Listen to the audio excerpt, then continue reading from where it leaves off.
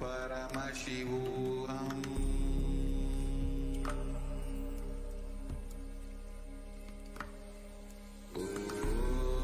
Nithyananda Paramashivam.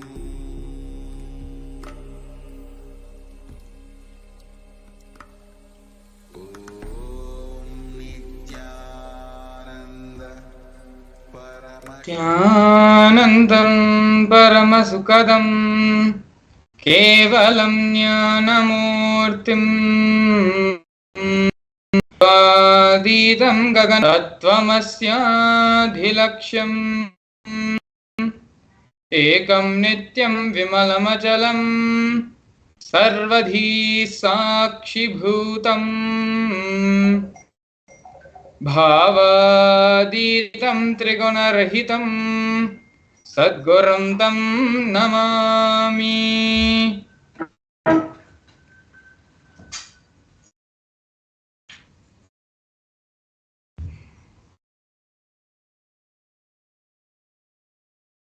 Nithyanandam everyone. We welcome you all to yet another wonderful Bhava Samadhi Darshan with the Supreme Pontiff of Hinduism, Bhagavan Sri Nithyananda Paramashivam. Today, Swamiji will be giving the Chandisha Bhava Samadhi Darshan to all of us as a part of the ongoing pre-program series for the Paramashivam program starting on the February 9th of this year. Along with the program, we are going to be learning multiple things. Who is Chandisha Bhava Samadhi? Who is Chandisha Murthy? What are the various powerful cognitions, powerful truths he represents, as well as how we can, in our practical life, applicably use this power manifestation science and the powerful cognitions being revealed by Chandisha Murthy. But before all of this, I'd like to go through two things with all of you today. And both of these are very important and very special breaking news about Kailasa. The first one being the clarification of the Interpol notice of the non-existential into which was being spread false rumors and allegations being spread by media sources. As we can see here, this post is from the official page of the Supreme Pontiff of Hinduism, the official Facebook handle. And we can see here that the media reveals the truth about the no Interpol notice against the Supreme Pontiff of Hinduism, where there was no Interpol notice placed on the Supreme Pontiff of Hinduism to begin with. And also, close to say that the Supreme Pontiff of Hinduism, the Interpol has debunked the spate of disinformation in media of any Interpol notice or diffusion against the Supreme Pontiff of Hinduism, in deference to the fact that he is the Supreme Pontiff of Hinduism and head of the state of the United States of Kailasa. The persecution of the Supreme Pontiff of Hinduism has also been recognized in the United Nations, international bodies, and other multiple countries. Baseless rumors spread about Interpol notices being issued against the Supreme Pontiff of Hinduism. Media like the News Minute have revealed the truth of no Interpol notice against the Supreme Pontiff of Hinduism, along with clear evidences of letters directly from Interpol on the same matter. So we can see here the official Interpol notices. You can actually visit this post on Facebook, where the references and links to the News Minute report, as well as letters which state from the Interpol that no case has been put on the Supreme Pontiff of Hinduism, have all been linked in. Yes, as you can see here, this is a version of the this is the snippet from the official report from Interpol, saying that no issue has been placed on the Supreme Pontiff of Hinduism. All these detailed references and the news media outlet article all have been linked in the Supreme Pontiff of Hinduism's main Facebook page. And moving on to the next special breaking news from Kailasa, about Kailasa, is from the United Nations, recognizing the persecution happening on the Supreme Pontiff of Hindu, on Kailasa's Nithyananda Gurukul, as well as Kailasa's children and women. The report on the special rapporteur on the sale and sexual exploitation of children, including child prostitution, child pornography, and other child sexual abuse material on reparation for child victims and survivors of sale and sexual exploitation. The weaponization of sexual violence targeting women and children, especially of minority traditions, is part of a more pervasive and systematic campaign targeting certain indigenous spiritual traditions, minority communities, and their leaders. One such indigenous spiritual tradition, currently targeted for extermination by the deep state elements in the Hindu aboriginal indigenous agriculture tribes, currently led by the Supreme Pontiff of Hinduism, Bhagwan Sri Nithyananda Paramashivam. Kailasa's Nithyananda Gurukul, which is the traditional residential education system of the AIAT, is one of the core components of the AIAT. From a tender age, they learn the 64 Vidyas, types of knowledge, in a unique method of knowledge transmission. Since the year 2010, deep state elements have forcibly and unlawfully shut down the indigenous Nithyananda Gurukuls, depriving several terrorist attacks, depriving several AIAT children of their fundamental human rights and right to education. Several terrorist attacks continue on the AIAT Gurukul schools and the children to destroy the Gurukul indigenous education system, ironically by the state bodies responsible for.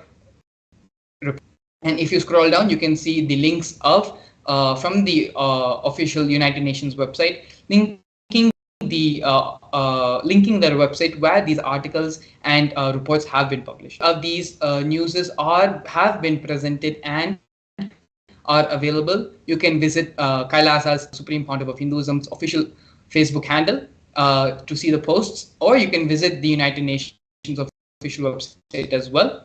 Going to the Facebook post, the references and the links to all these reports and everything we have mentioned about Interpol and about United Nations recognizing the persecution, both are available on Facebook, and you can directly from the Facebook post visit these websites and channels to see for yourself the persecution being recognized by international bodies around the world, as well as expressing their support and solidarity with Kailasa and with the Supreme Pontiff of Hinduism. With this, we're going to be entering into the official introduction, the grand narrative of the Supreme Pontiff of Hinduism. The Supreme Pontiff of Hinduism was born on January 3rd, 1978 in the holy town of Tiruvannamalai in South India. At the tender age of 3, on 17th of July 1981, the Supreme Pontiff of Hinduism was initiated into the Bala Sannyas, which is a ritualistic ceremony to initiate a young one into the monkhood as a child saint. This initiation was performed by enlightened beings, masters, and the predecessors of the Supreme Pontiff of Hinduism. The Supreme Pontiff of Hinduism was identified as an incarnation by multiple enlightened beings, such as Yogi Yogananda Puri, and masters like Vidwan Panduranganar, and the 230th Guru Mahasanidhanam of the Tonde Mandaladinam of Kanchi Mutt. These are the various masters and enlightened beings who were part of the Supreme Pontiff of Hinduism's early childhood and nurtured the Supreme Pontiff of Hinduism for the grand mission the Supreme Pontiff of Hinduism is doing today. At the age of 16, the Supreme Pontiff of Hinduism was officially coronated as to revive Kailasa. You can see here the photograph of the Supreme Pontiff of Hinduism with his guru, Mata Vibhudananda Puri, who performed the official induction as the Supreme Pontiff of Hinduism as the successor into the lineage to revive Kailasa. This initiation happened, the coronation ceremony happened at the age of 16 for the Supreme Pontiff of Hinduism, and along with the induction as the successor, the traditional items of the kamandalu, the conch, and the wooden staff were all handed over from guru to disciple as part of the tradition.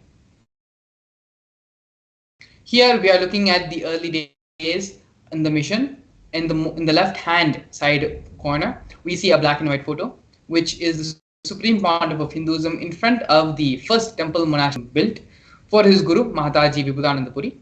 This complex was built by the Supreme Pontiff of Hinduism personally by his own hand, brick by brick, and was built for Mata Vibhudananda Puri under the guidance of his gurus. Later in the year 2001, on April 14th, at the age of 23, the Supreme Pontiff of Hinduism inaugurated the first Kailasa temple monastery complex in Tiruchengodu, South India. As you can see in the photo at the bottom left-hand most corner, the Supreme Pontiff of Hinduism's own handwritten annotation of the historic event was written on top of the photograph. A year later, on the 4th of November 2002, the Supreme Pontiff of Hinduism inaugurated and established the headquarters of Adi Kailasa Sarvanya Peetham. By the year 2004, at the age of 26, the Supreme Pontiff of Hinduism started conducting mass living enlightenment conventions all across the globe, taking people through powerful cleansing processes of the 7 energy bodies. These sessions, these conventions, initiations not only happened in India, but in various parts of the globe as well, including Europe, North America, Canada, and others. In the year 2007, in the year 2005, of 27, the Supreme Pontiff of Hinduism was welcomed with the proclamation statement in St. Louis by Francis G. Slade, the mayor of St. Louis at that time. Here we can see more glimpses of the Supreme Pontiff of Hinduism conducting these mass living enlightenment initiations all across the globe, in Oklahoma, in various other places of North America and Europe.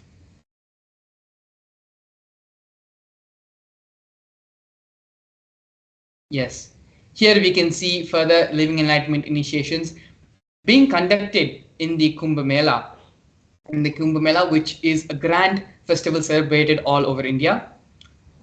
Here in the year 2015 in Nasik, you can see the Supreme Pontiff of Hinduism giving the living enlightenment initiations to thousands of people who have gathered. As the same in the year 2016 in the Ujjain Kumbh Mela, where even more people received this living enlightenment initiations. Now, we're going to be looking at the various coronations which have happened to the Supreme Pontiff of Hinduism. The first one, Pontiff of Hinduism, was very young. Supreme Pontiff of Hinduism was coronated as the 233rd Guru Mahasannidhanam of Kanchi Tonde Mandaladinam. The next initiation, the next coronation, which the Supreme was in the year 2002 of the coronation as the incumbent emperor of the Suryavamshi Surangi Samrajya. In the following years, the Supreme Pontiff of Hinduism was coronated as the present 23rd Guru Mahasannidhanam of Dharma Mukti Adinam. In the year 2012, the Supreme Pontiff of Hinduism was coronated as the Kailasonata as the 293rd Jagat Guru Mahasannidhanam of Kailasonata Shyamalapita Sarvanya Peetham in Madurai. In the year 2013, Supreme Pontiff of Hinduism was coronated as the Mahamandaleshwar of Mahanirvani Akhada, which is the oldest, largest apex monastic order. In the year 2014, the Supreme Pontiff of Hinduism was coronated as the Acharya Mahamandaleshwar of the Atal Akhada, which is the head of all spiritual leaders and is the most ancient apex body of Hinduism. In the year 2015, the Supreme Pontiff of Hinduism was elected as the Supreme Pontiff of Hinduism by a congregation of over 1,000 spiritual leaders and pontiffs.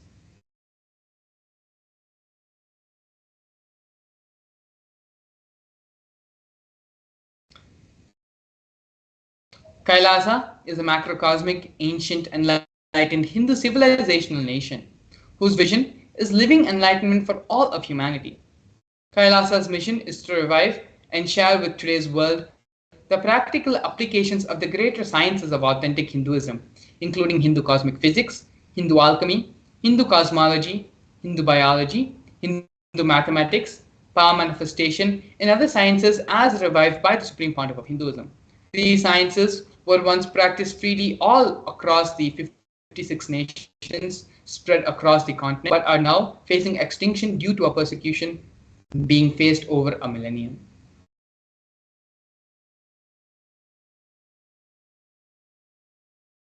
Here we can now see the Sri Kailasa Uniting Nations and the initiatives which they have performed.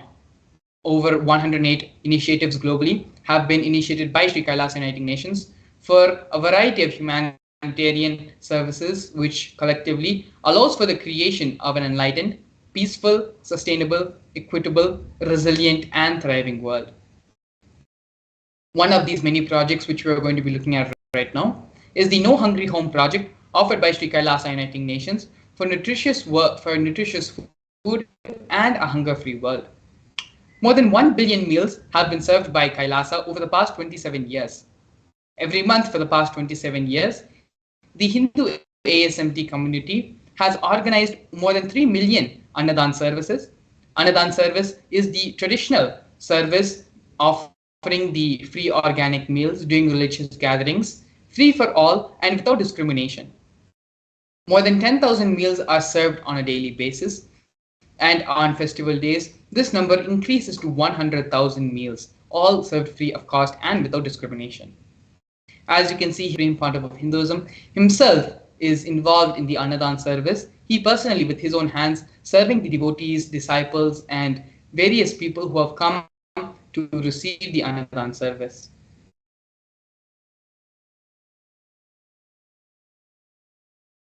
Here we have the Sri Kailasa preventive and protective centers offered by Sri Kailasa Uniting Nations for affordable and holistic healthcare.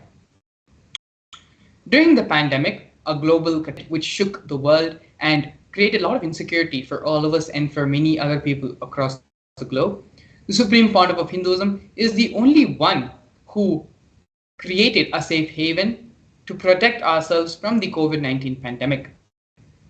The Supreme Pontiff of Hinduism converted his temple monastery complexes into multi-layer quarantine facilities. These multi-layer quarantine facilities were offered free to all people, and regardless and without discrimination of their age, gender, caste, creed, ethnicity, color, social economic status, and so on. Not only that, but basic facilities such as food, shelter, medical care, and internet were all provided free of all cost and for an indefinite amount of time. More than 30 million citizens follow the Kailasa's 28-day spiritual regimen in the year 2020. Next, we have Sri Kailasa Uniting Nations for Education Reform and Development, offering the Nithyananda Hindu University and the Nithyananda Gurukul projects. Sri Kailasa Uniting Nations, the Supreme Pontiff of Hinduism, established the Nithyananda Hindu University, which is the world's largest Hindu university. Nithyananda Hindu University, 70 million enrollments, 7,000 free courses and extended campuses in 150 countries. The Nithyananda Gurukul was inaugurated and established by the Supreme Pontiff of Hinduism on the 2nd of October 2006. The Supreme Pontiff of Hinduism for the revival of the authentic and ancient Adi Shaivite Guru-disciple education system, which is an authentic knowledge transmission system based on the fundamental principles of enlightenment.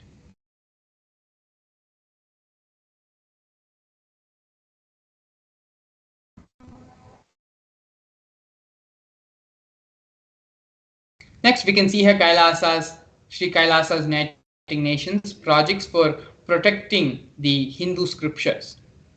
These projects are the Nithyananda Hindu Jnanalaya project, which is the library, and the Hinduismpedia project. The Nithyananda Hindu Jnanalaya, Hinduism, to collect and preserve the 1 billion Hindu scriptures, while ensuring that knowledge is made accessible and shared free of all cost.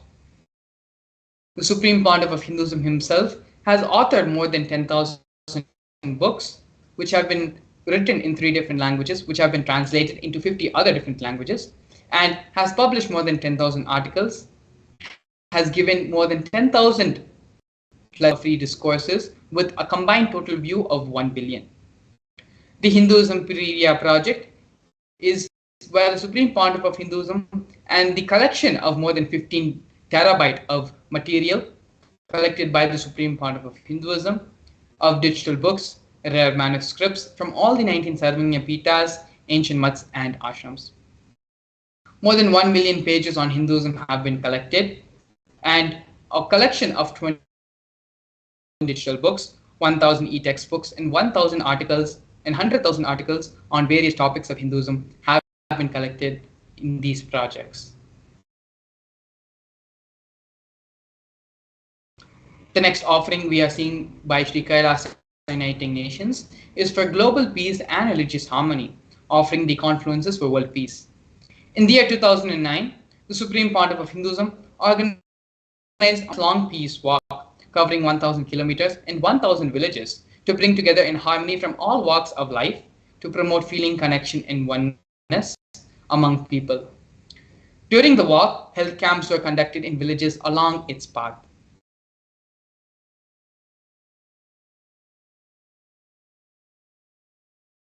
The next project which we are looking at right now is the Women Empowerment Programs offered by Sri Kailasa Uniting Nations for feminine empowerment gender equality.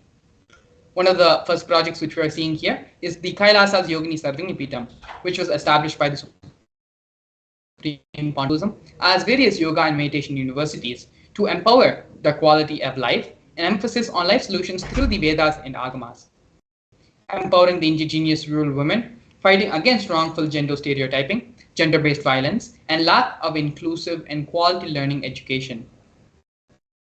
Some of these initiatives include Kailasa's Nithyananda Lakshmi, which is a microfinancing project, Kailasa's Women Foundation and Women Empowerment Self-Help Centers, which have been launched in 108 different places across the globe since its initiation in 2009. We have Kailasa's Ankita program, providing foundational literacy about the working of basic community services and infrastructural establishments, as well as Kailasa's Ashraya program, providing vocational training programs to rural and indigenous women to provide equal opportunities and access to independent, self-sufficient financial environments for them. Not only this, but the Supreme Pontiff of Hinduism has revived the Vedic feminism in Kailasa, where more than 80% of leadership positions are occupied by women.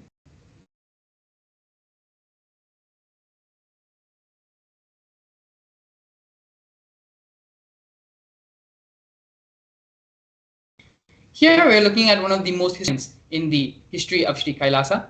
Before that, we're going to be looking at Sri Kailasa Uniting Nations offerings in the field of yoga. First is the Nityananda Kriyas, which are 108 scientifically validated Kriyas revived by the Supreme Pontiff of Hinduism, specifically targeting 108 major diseases and disorders such as diabetes, arthritis, blood pressure, and rheumatism. The next is Kailasa's Shivastambha Yoga and Kundalini Rajju Yoga. Both are ancient forms of yoga which were revived by the Supreme Pontiff of Hinduism. These different types of yoga, in which yogic asanas, postures, and weight balancing techniques are performed to create the yogic physiology, aligning it to the cosmic geometry to manifest superconscious powers in all of us. Not only that, but the Supreme Pontiff of Hinduism was awarded 2 Guinness World Records for the largest rope yoga and Kundalini Rajju Yoga, Shivastambha Yoga classes. Bringing worldwide attention to these extraordinary world records were received by the Supreme Pontiff of Hinduism on the 30th of September and 3rd of October, respectively.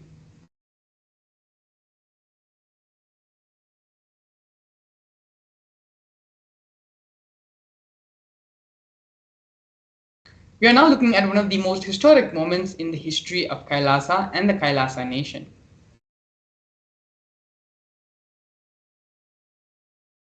As you can see here, Kailasa, the first nation of Hindus, led by the Supreme Pontiff of Hinduism, Bhagavan Sri Nithyananda Paramashivam, spoke on behalf of 2 billion Hindus globally, the Hindu diaspora, at the 14th session of the United Nations Forum on Minority Issues.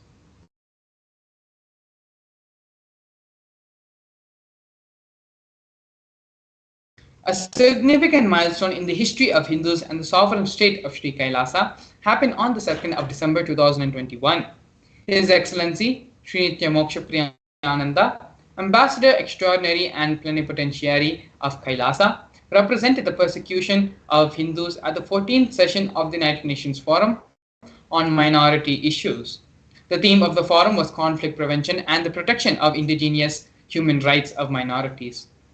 This was the first time the plight of persecuted Hindu minorities was represented in the United Nations.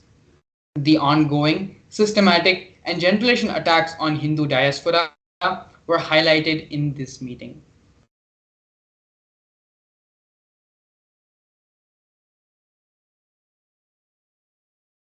We are now looking at the torture and murder attempts by the state and non-state actors on the Supreme Pontiff of Hinduism.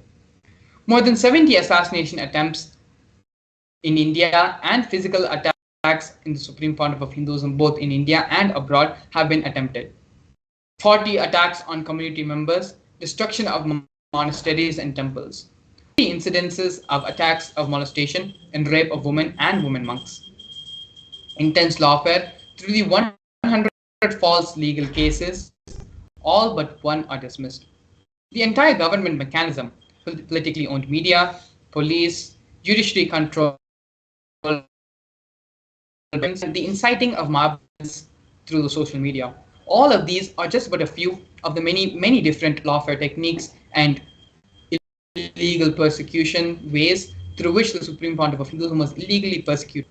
But despite all of everything which the Supreme Pontiff of Hinduism has done, Swamiji was steadfast in his resolution and commitment to establish the Kailasa nation for all Hindus, to revive and protect this ancient Hindu Dharma and give the superconscious to the whole of humanity.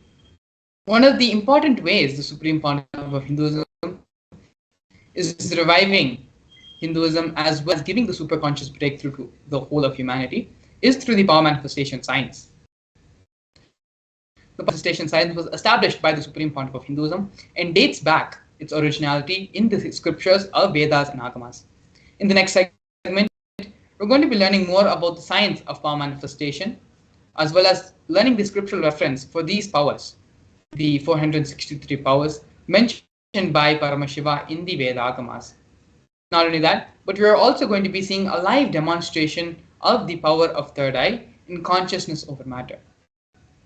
So please stay tuned. We'll be back with you after a short break. A more intelligently connected world leads to a brighter future. An enlightened humanity leads to a better world. During the Paramashivam program, we help people to discover their superhuman possibilities and help them to find and achieve the true purpose of their birth by giving them the techniques, practices, and methodologies from the Veda Agamas, the original source scriptures of Hinduism. The Supreme Pontiff of Hinduism is reviving the ancient original Vedas and Agamas in all its glory, in a user-friendly way for the modern mind. The Supreme Pontiff of Hinduism is transforming human beings into divine beings, reviving, initiating, and replicating the 463 powers from the Agamas revealed by Paramashiva. The Supreme Pontiff of Hinduism is not just giving solutions for every problem man faces, but is making them irrelevant to their lives by transforming human beings into divine beings. Listen. Any argument presented by your mind, body, your present reality to establish you are not Paramashiva. You are not omniscient, omnipotent, omnipresent. Anything presented to prove you are not Paramashiva is illegitimate. Decide this. This is super determinism. Understand? Anything you declare as illegitimate will lose power over you, will die in few days, few minutes, maybe in few weeks, whatever few days it takes. It will not have power over you. Understand, this is the method for sudden enlightenment. This is the method for sudden enlightenment. It happens by the Shaktipada.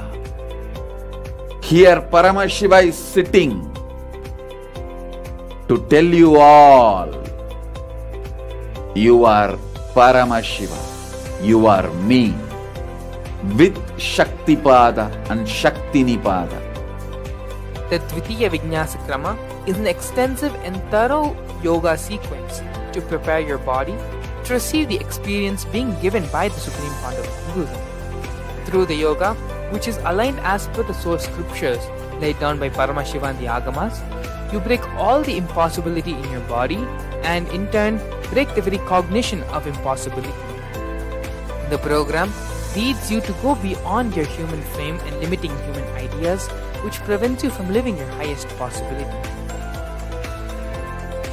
I will reach you wherever you are, whichever corner of the reach you with enlightenment. Again I tell you, I am not here to prove I am God, I am here to prove you are God. Don't wait to become divine. Register now at paramashivoham.org.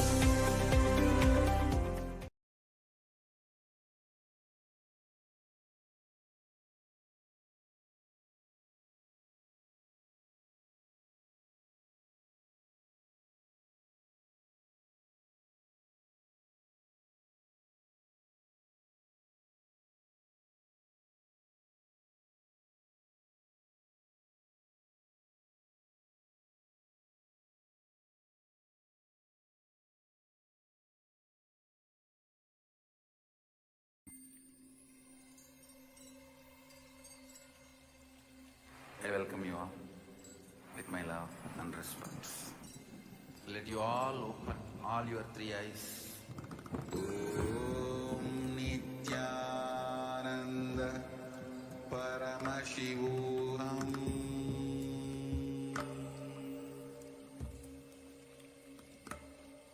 Om Nithyananda Paramashivam.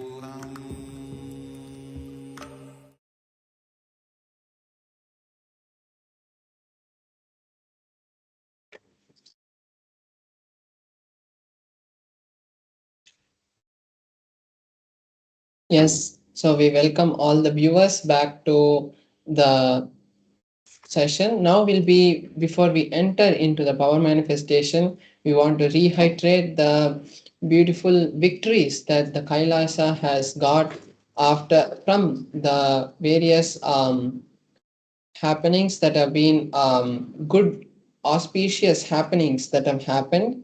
So we want to share the two great happenings that have been um, which have happened for Kailasa in the past few days. So first is the Interpol notice. The what the Interpol has given a statement supporting Kailasa and saying that Kailasa and the supreme point of Hinduism is has known there is no any sort of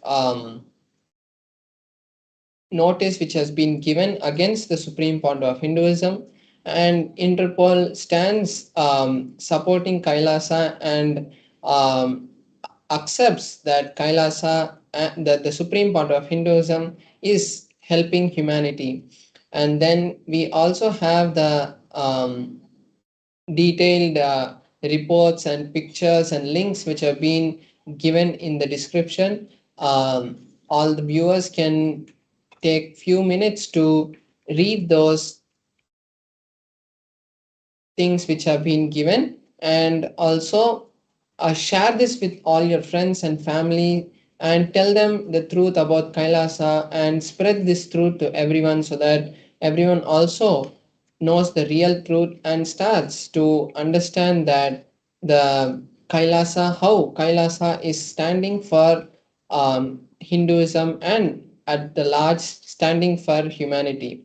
And then we also have the um, report from the UN also, which has given another report stating its support for its recognition of the various persecutions that have been happened on the children and the women and at the large the whole Hinduism and the whole Sanatana Dharma. UN also understands and has given their strong statement and statement of support for Kailasa and recognize the various persecutions that have happened on Kailasa.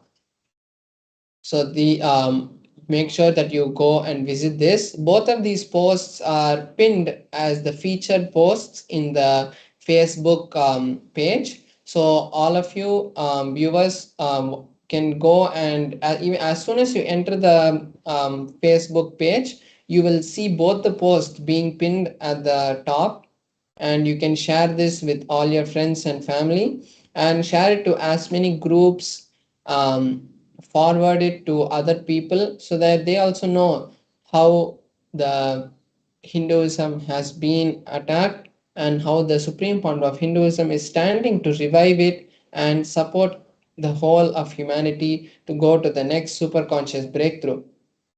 So now we'll be entering into the power manifestation segment where we'll be understanding the various truths about power manifestation and ultimately having a live demonstration of the powers. So first let's understand what is power manifestation and what Paramashiva has told about it in the Agamas. So in the Veda Agamas, the source scriptures of Sanatana Dharma, Paramashiva reveals in elaborate detail that every human being is hardwired to be able to manifest the 463 extraordinary Shaktis. Manifesting powers are described in a systematic method and science for human beings to explore the various possibilities and powers and have access to the various states of consciousness. Shaktis manifest from the fundamental cognition that you are divine. You need to manifest divinity and not you are a man and you need to reach divinity. So there's a direct difference in that. There's a fundamental difference in that. Now we're going to be understanding the difference between the Shaktis and the Siddhis. The Shaktis are the powers that manifest from the space of Paramashiva as a side effect of feeling connection with the Guru, whereas the Siddhis are powers that manifest from penance for enlightenment. Shaktis are the source of enlightenment, whereas Siddhis are manifested on the path of enlightenment. Then the Shaktis manifest in every ordinary human after initiation from the living incarnation, whereas the Siddhis only prevent us from attaining enlightenment. They divert us, not prevent, they divert us from enlightenment. And the Shaktis are permanent, whereas the Siddhis are not permanent. Now we are going to see the various ways these powers are validated scientifically and foolproof to be manifested by every human. There are 4 different ways the manifestation is validated. There's the Shastra Pramana, the scriptural references, the direct revelations of Paramashiva, what Paramashiva has given to us in the Vedas and the Agamas.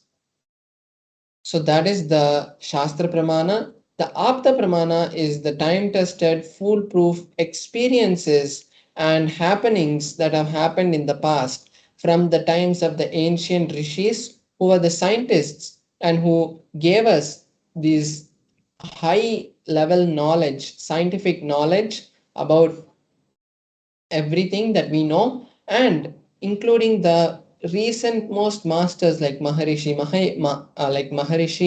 Vivekananda, Ramakrishna, and all these great masters who came before us. Then we have the Atma Pramana, the experiences of the Supreme Founder of Hinduism, which have been validated and verified with the Shastra Pramana and the Apta Pramana. Then we have the Pratyaksha Pramana, which is the scientific study of these powers, what science is able to understand and derive from this power manifestation. We're going to be seeing the details of this in a few minutes, but first we have to understand who is the source and how these powers manifest. The source for these powers to manifest is Paramashiva, who is the primordial divinity in Hinduism, the ultimate reality and cause of which is self-effulgent, Swayam Prakasha, all-pervading, unchanging, beyond time and space and form, and he is the causality as the fundamental base of manifest and the unmanifest. And he creates this whole cosmos and this whole existence to the 5 actions, the Panchakritya. So this is the understanding about the source of how these powers are manifested. Then there's a very powerful cognition which has been given by the Supreme Point of Hinduism.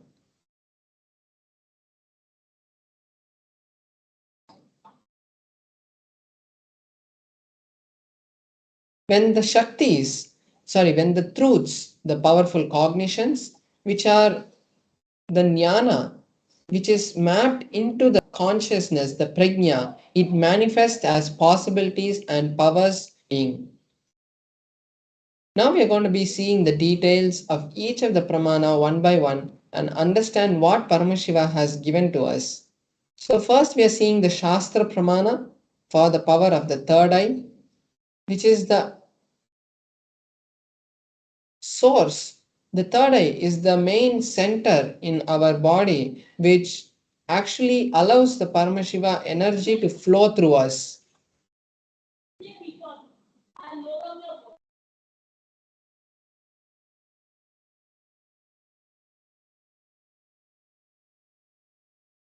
So we have the Shastra Pramana, which is from the Vijnana Bhairava Tantra, a scripture which has been directly given to Paramashiva Shakti by Paramashiva.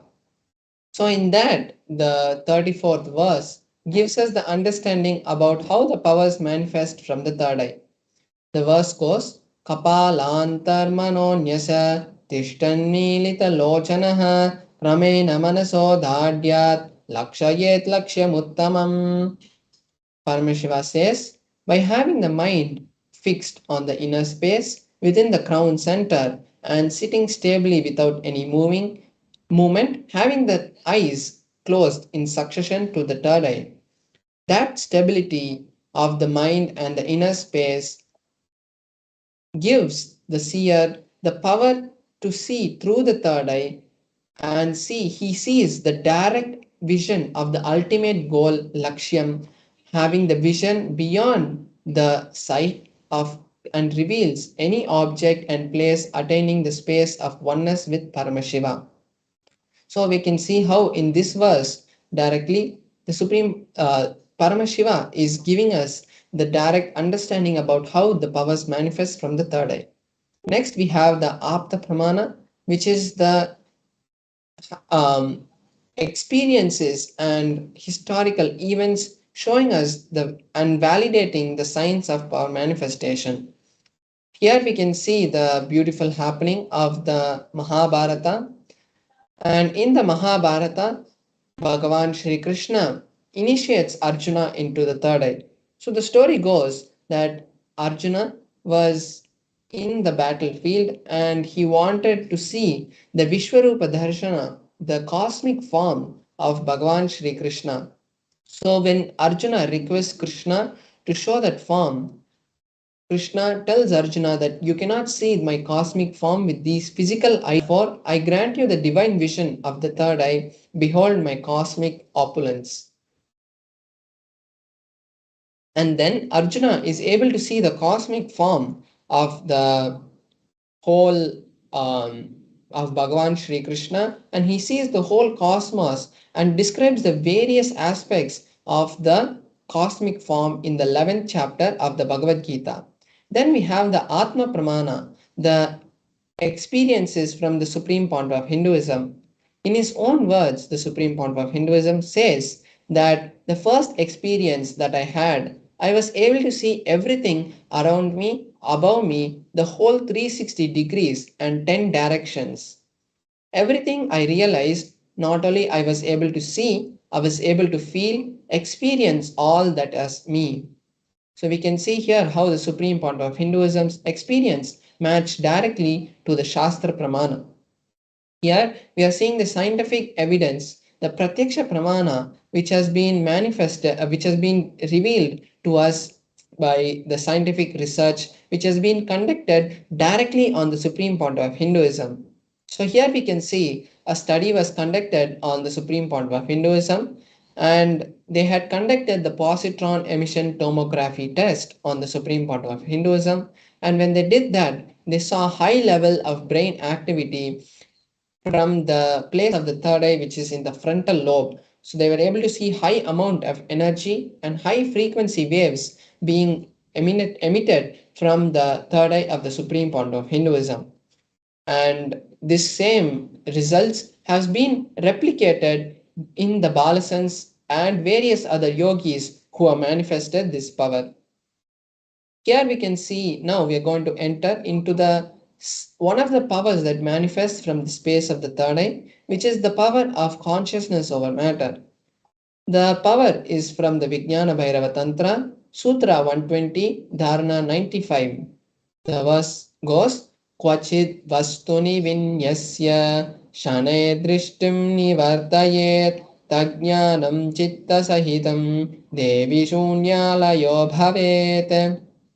Paramashiva says, having fixed one's eyes on a particular object, Vastu, one should slowly eliminate and withdraw the sight from that object as well as slowly eliminate the knowledge and the impressions of that object. Then, O Devi, one abides in Shunya, the state where there is nothing other than this exists, which is the state of all inclusiveness and infinity.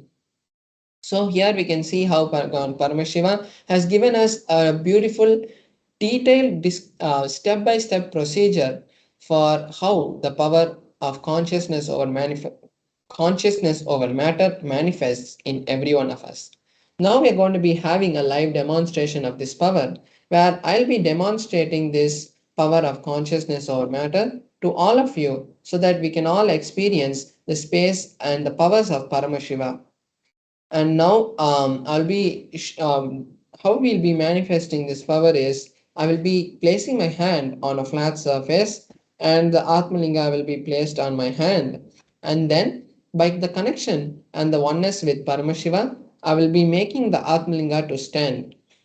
So the goal of this power is not just making the Atmalinga stand, but it is ultimately allowing Paramashiva to flow through us. Because when we manifest powers, we are ultimately creating the high state of consciousness with Paramashiva, which is creating a strong environment to create the reality and create the field of oneness in all the viewers watching it so that you can manifest your realities.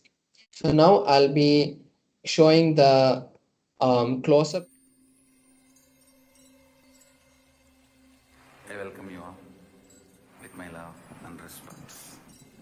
Let you all open all your three eyes. Om Nithyananda Paramashivam.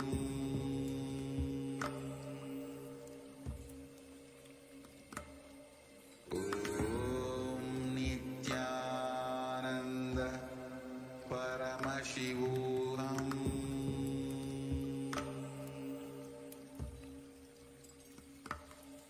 Om Nithyananda Paramashivam.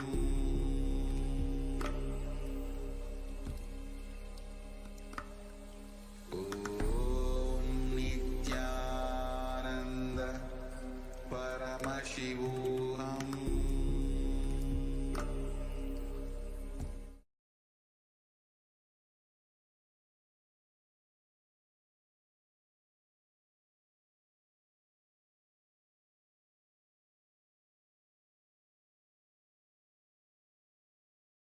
Yes, so now we can see my Atmalinga. So now we can, as we know, the Atmalinga is made out of a crystalline material. So no kind of magnet can be used to make the Atmalinga to move, or there cannot be any external things that can be used to create the movement in the Atmalinga.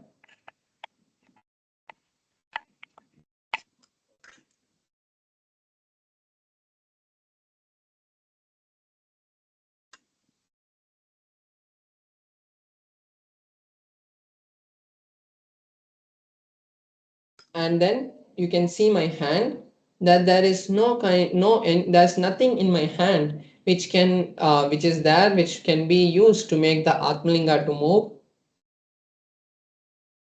So you can see that there is no strings or anything that is tied to my hand which can be used to make the Atmalinga move. And then I have this tissue paper over here which I'll be using to show that there is no kind of strings which can be used to make the Atmalinga to move. Place the Atmalinga on my hand. I will be circling the Atmalinga with the tissue paper to show that there is no kind of external thing which is being used to pull the Atmalinga or anything.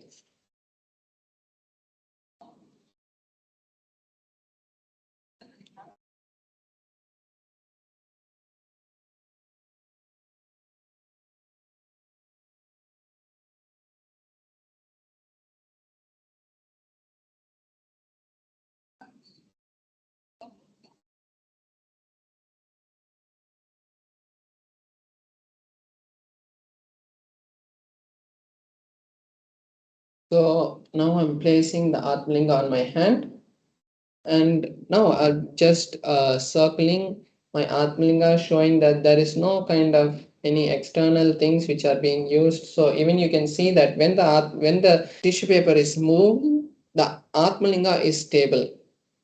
So we can know that there is no kind of strings or anything which is there on any side which is making the Atmalinga move. So now I'll be chanting the Mahavakya. And when I chant the Mahavakya, all of the viewers watching us now can also chant along. Now I'll be connecting with Paramashivam, and this is the best time all of you can also use to create any reality that you want, so that when I am creating the space of oneness with Paramashivam, it will also be affecting you because we are all entangled now.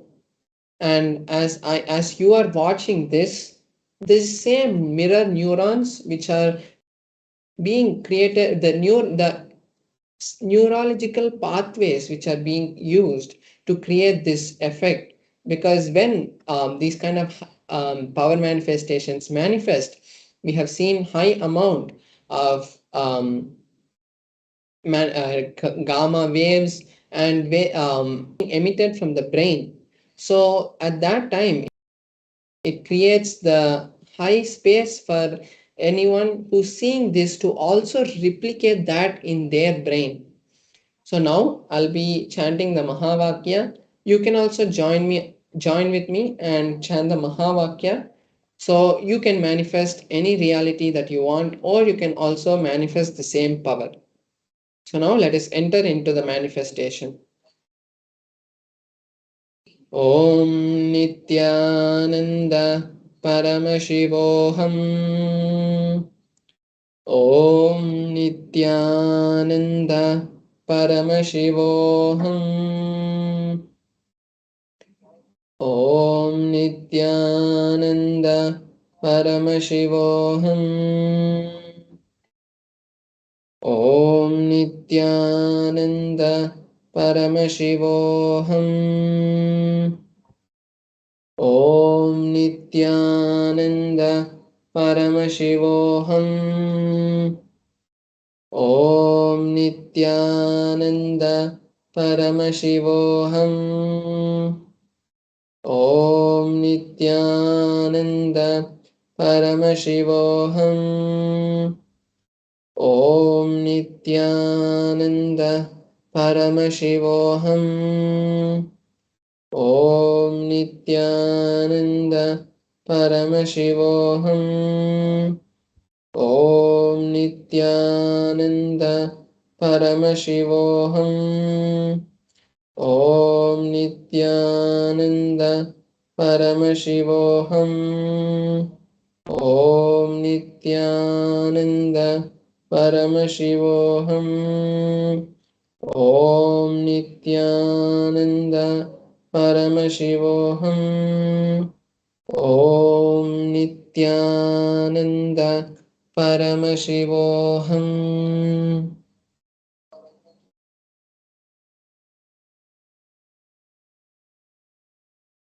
So now we have seen the beautiful manifestation of the power.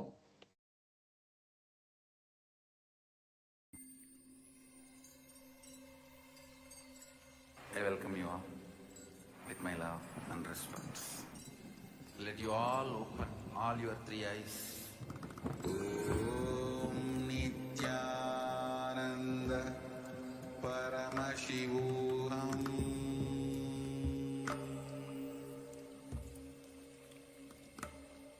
Om Nithyananda Paramashivam. So the best thing about the power manifestation is that it is aimed and it is programmed by the Supreme Founder of Hinduism to create the best reality in our life. It will never take us to any of the wrong paths, and it is focused only on creating a better life for humanity to live in a more enlightened world. As now we see so much of happening outside, so much of violence, so much of negativity happening around us. It is the best time that we can take to charge ourselves with the most powerful tools to create the best reality in all our lives. So that is why the Supreme Founder of Hinduism has given us the beautiful opportunity to be part of the Mahaparamashivoham. Because that the Supreme Founder of Hinduism is directly giving participants the opportunity and the tools required to create the best life they want.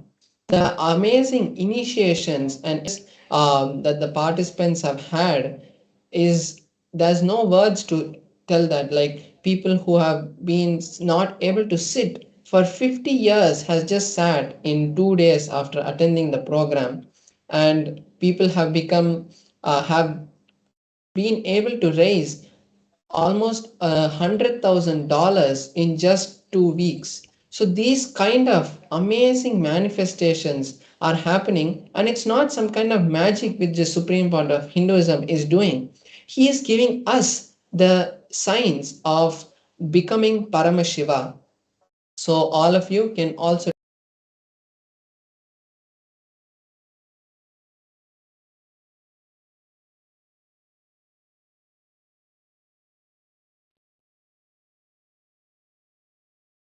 Sorry for the technical glitch. Yes, so I was saying that the Supreme Point of Hinduism is not doing it for us. He is giving us the tools to become Paramashiva. So we have the QR code which is there. You can scan it with either your Android or Apple phone, and it will take you directly to the link paramashivoham.org, and you can just search, or if you want you can just search in Google Paramashivoham program registration, and you should land up in the Kailasa's events page, website home page, landing page, and there you will also have the link to go to the registrations page where you can create the intention.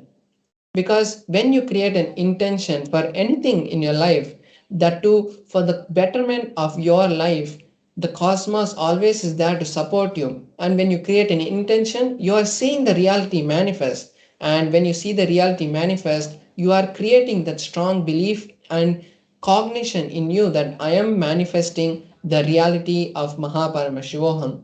So now you can all take this beautiful time to register yourself and your family into this powerful program which is going to change your life forever. Now we'll be entering into a beautiful session with the Supreme Founder of Hinduism, where he will be giving us various understandings about reactionary assumptions. What is this reactionary assumptions and how it is so crucial about these in our life? Because the reactionary assumptions which we take at these kind of at critical moments in our life is the thing that turns our life into the most hardest times of our life.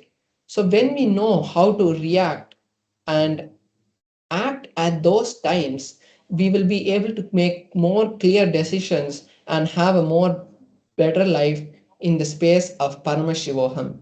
So now we'll be entering into that video, and before that, I request all the participants to sit with your head, neck, and spine in a straight line. Sit in either Padmasana, Sukhasana, or if you think, no, I can't sit like that, it's fine. But the Supreme Point of Hinduism has given us the teaching that when we sit in these kind of yogic postures, the listening and the amount of knowledge which is being transferred through the cognitions of the Supreme Point of Hinduism will be even more stronger, because we'll be in a more state, in a higher state of listening. So that's the bring yourself to the space of listening and make sure that you take notes of all these truths which are being revealed by the Supreme Point of Hinduism, so that it becomes a knowledge bank for you, so that whenever you're in a space of powerlessness, the teachings and the truths and the powerful cognitions of the Supreme Point of Hinduism will directly be a pillar to raise you back to the space of Paramashivoham. So now let us sit straight with our head, neck, and spine in a straight line. Let us come to the space of listening, and now let us enter into the video.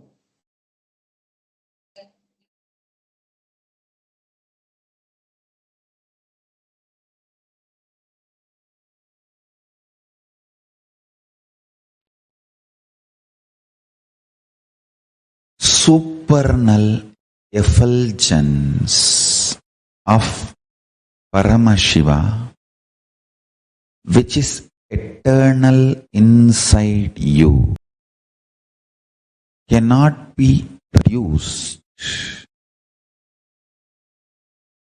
cannot be stopped, cannot be taken away from you, but you can choose to get deluded in reactionary assumption patterns and reactionary assumption lifestyle and reactionary assumption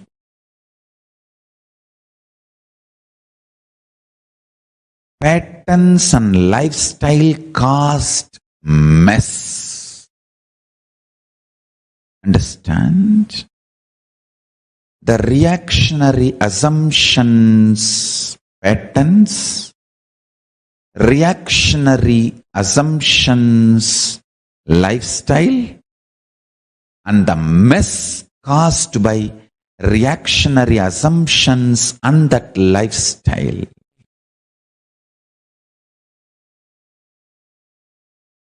Whether you are trying to clean up the mess or add more mess, it is delusion. Let me make it clear. The reactionary assumption means reacting. Those patterns, I should call them as mala, toxins. Not only unnecessary, sitting inside you, dangerous, sitting inside you. There are some things unnecessary, but not dangerous. But there are some unnecessary and dangerous. Mala, toxins are not just unnecessary, but dangerous also. The reactionary assumption patterns, toxic and dangerous, not just unnecessary. Next. The reactionary assumption lifestyle. So, behaving this way and making decisions, becoming lifestyle. That is second. Third,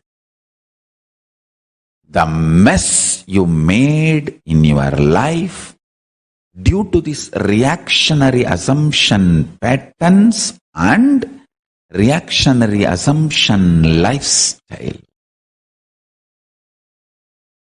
Understand? The fourth is the important statement I am making. Sometimes you go on adding to the mess in your life by continuing to operate based on reactionary assumption patterns, mala, and reactionary assumption lifestyle, pasa.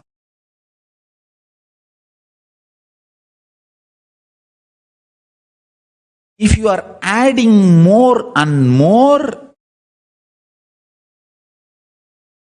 reactionary assumption patterns and reactionary assumption pattern based lifestyle,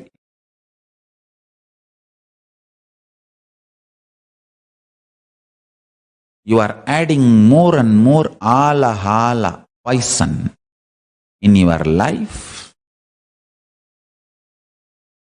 and you are nicely getting by yourself. I did not utter, but you heard that word. Listen carefully. This is the most important punch. Even if you are trying to clean up the mess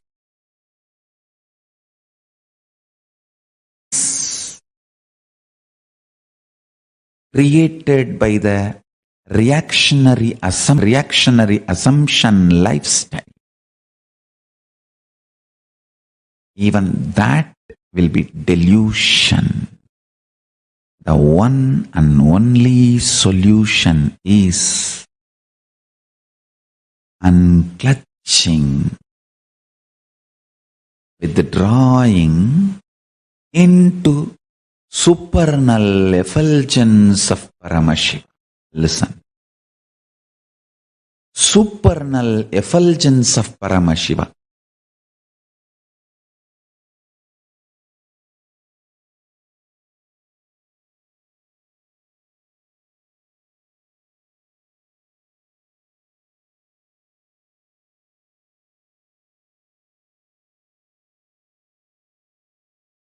Unclutching, Nirvikalpa Samadhi, applying the Ishana principles, liberating cognitions, liberation principles. Yesterday's satsang, I gave a very simple method.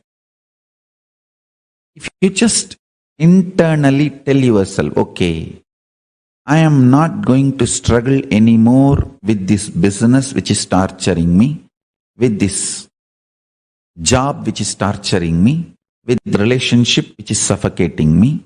I am declaring liberation and I am withdrawing.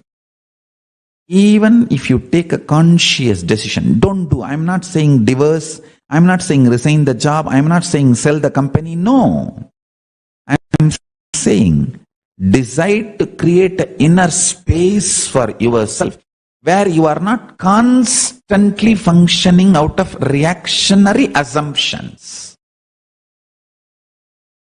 This is what I call liberating cognitions, liberation principles. Withdraw. For 2 days till, I'm not going to get involved. Let me have my space. Let me sit with eternal effulgence of Paramashivam. Whenever you are continuously in that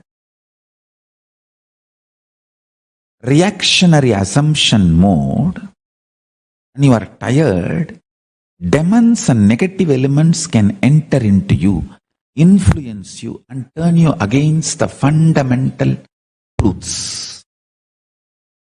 That is why first thing you need to withdraw. Up to the liberation principles, liberating cognitions.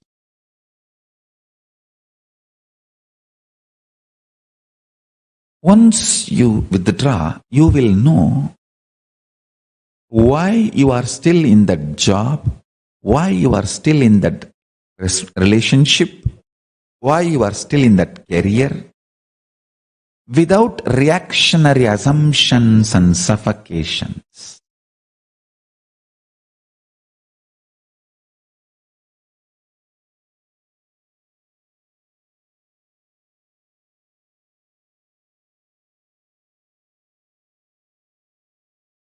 Reactionary assumptions.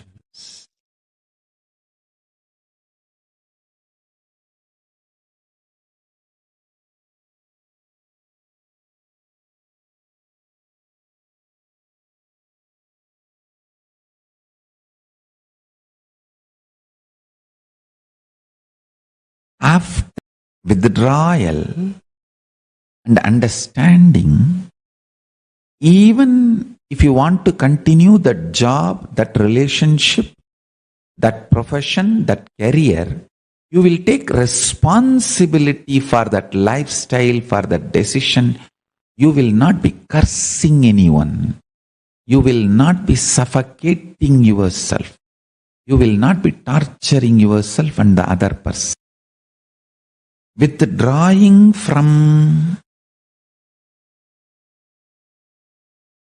reactionary assumptions also will make you realize how much you act as enemy to yourself because of the poison fed by the society continuously. If society continuously calls you cheat, thief, abuser, something, slowly, even one part of you starts getting so angry, agitated, inability to defend yourself, you start drinking that poison. Listen carefully.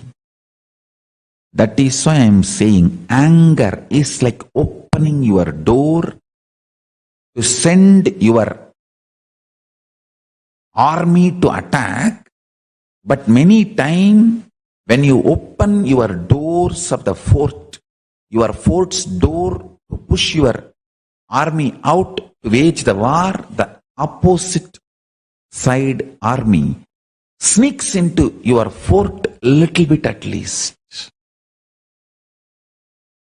That is why I am saying do not open the door called anger of your fort. Reactionary assumptions are like a fort's door. You may be thinking, no, I will get angry and send my soldiers, attack the enemy. No.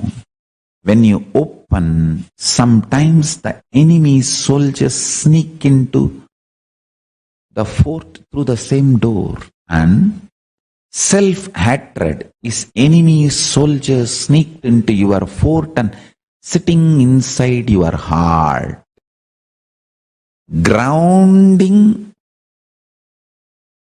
yourself deeply in unclutching Nirvikalpa Samadhi will give you the feeling you are legitimate. That's the most beautiful feeling Hinduism can give to the world. You are legitimate. You are not sinner. You are not slave. Amritasya putraha. You are the sons of immortality. Manifestations of immortality. Putra means extension, manifestation, living inheritor. Not just son or daughter, living representation, living inheritor, extension. You are Amritasya putraha. You are living inheritor of immortality, living extension of immortality.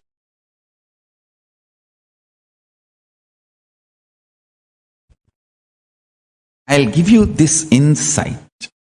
Listen to this.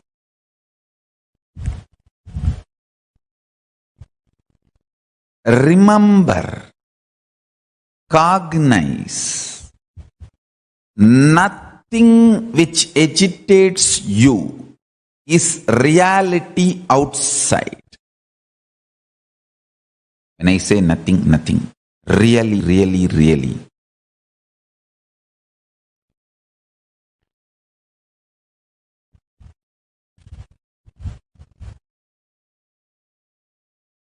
Anything which agitates you, I'll put it in 2-3 ways so that there is no misunderstanding due to the words. I'll tell you in 2-3 ways. Anything which creates agitations in you, reactionary assumptions, acting and reacting, all of it is delusion and illusion. This cognition will only make you more responsible because you will have clear inner space. You will have an inner space where there is no chaos. Everything is order.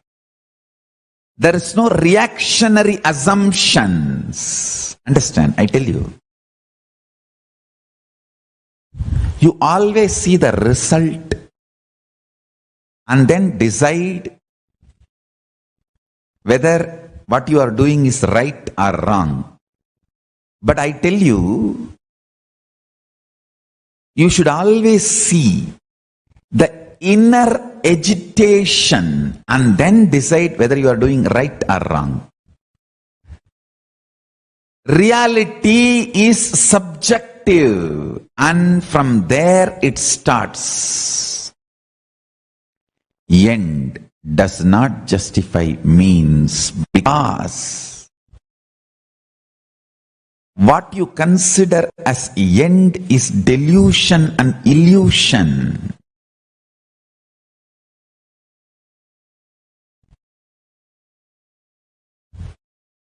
Be grounded on subjective reality.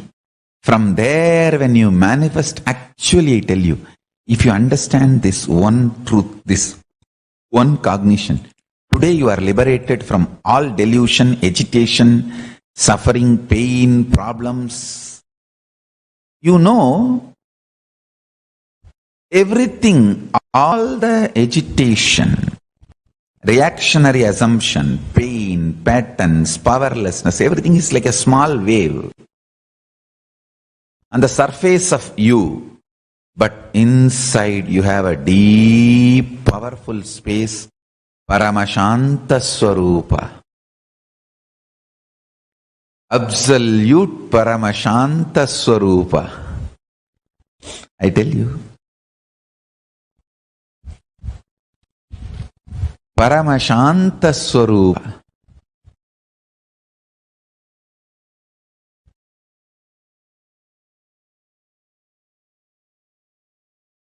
Discovering, cognizing your internal Paramashanta Swarupa is Nirvikalpa Samadhi.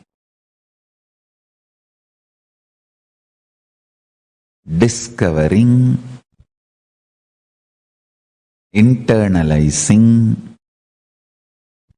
your Paramashanta Swarupa is enlightenment.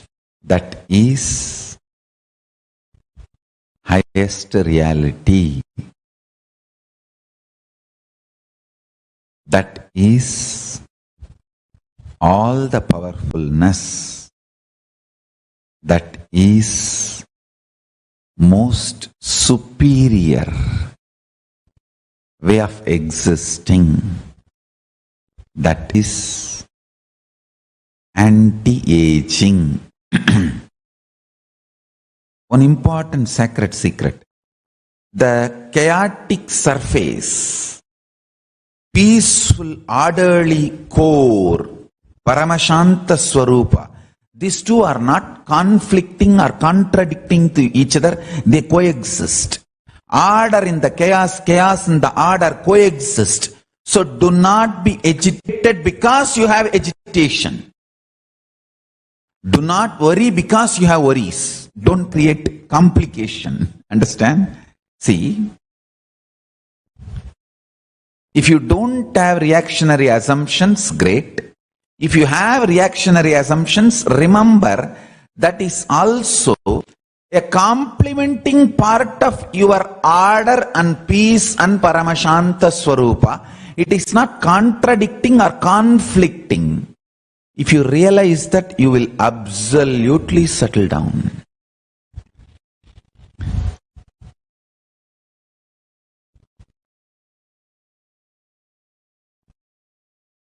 That settling space will help you to do what is right from subjective reality.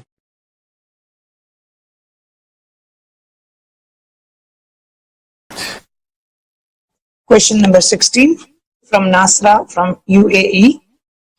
Beloved Swamiji, first thanks and gratitude for continuously upgrading us to the next level. Would like to enrich people in my country. Please guide me. How can I be a medium to tell about you, as the religious concern here restricted and Muslim people hard to convey your powerful message? Nithyananda. Nasra, understand, all the jnana and vijnana, pure science and applied science I reveal to the world, is preserved in Vedas and Agamas in Hinduism. But I am beyond religions. I am beings. Your question is more with your reactionary assumptions. Just decide to do tyaga of all your reactionary assumptions and reach out to people with a tremendous compassion. Decide to initiate work sincerely with tyaga. All your reactionary assumptions will be cleared. It will be too easy to reach out, especially in the country you are living and the people who are living in that country. Just understand that jnana and vijnana I revealed is preserved in Vedas and Agamas inside Hinduism.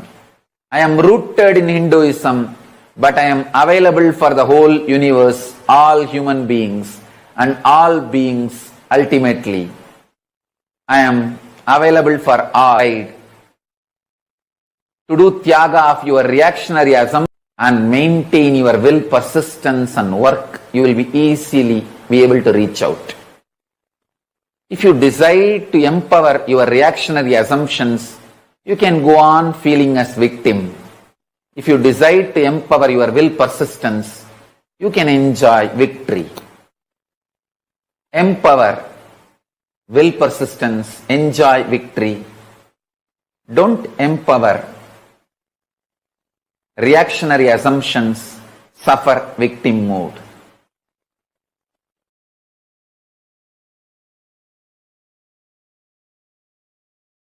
Let me now come back to today's message. You associating yourself more and more with cosmos, existence of you. As I told, you have 25 faces. One face is your body. That's only one dimension of you, one face of you. Your cosmos is one more face of you.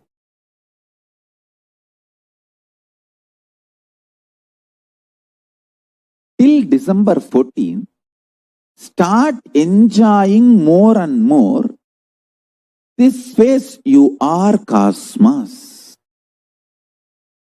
Because in cosmos, intense,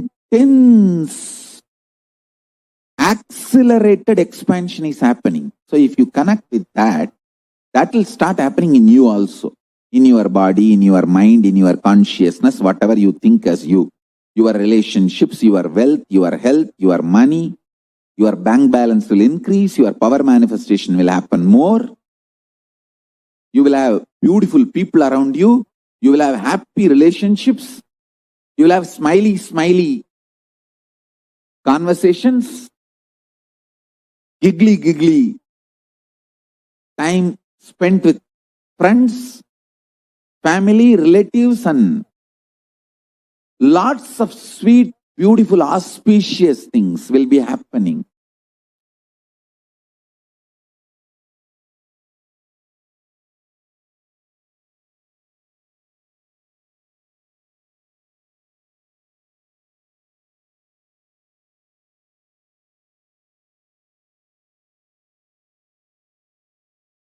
When a man feels insecure, his first reaction is sexual activity. When a woman feels insecure, the first reaction is frightening, terrifying, fear, and destroying everything, doubting everything around her due to that fear. Understand? In both situations, you just need little bit of unclutching and relaxing into the truth you are cosmos. Develop this one phase in you. You are cosmos. You will see tons of your reactionary assumption based destructions will reduce.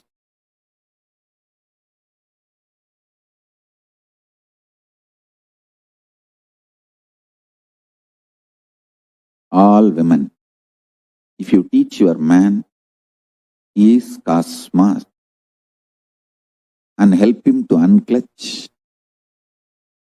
you will not be harassed, demanded, you won't feel exploited, you won't feel used. He will be such beautiful part of your existence. All men, listen, if you teach your women, they are cosmos and little unclutching. You don't have to shiver in your own home for that 3 days.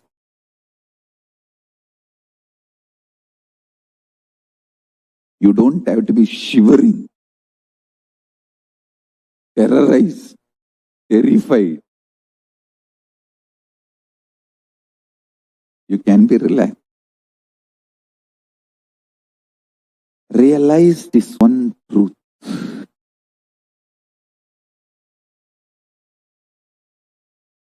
At least till December 14, add in you more and more understanding your cosmos.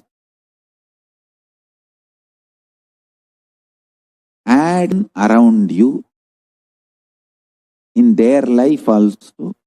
Support them to understand their cosmos. Always cherish pure love. Always cherish pure love.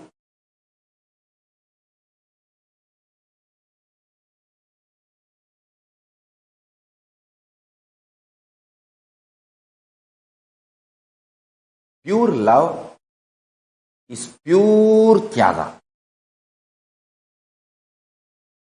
It will have tremendous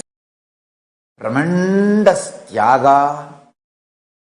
Understand, listen carefully. It will never be reactionary assumption.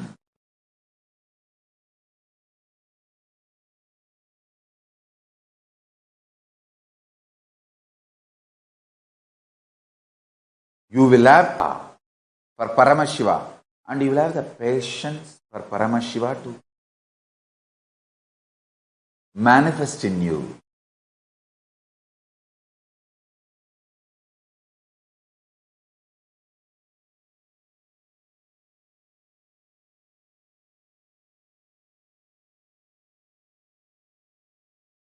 I tell you, tremendous pure love and waiting only becomes like a pure fire, purifying you more and more and more. It's like when we make bhasma, we first burn the burn the cow dung. And that ash also again we mix with the ghee, make ball, and ash is burnt again to make it more fine. In Tamil we call it pudambodudal.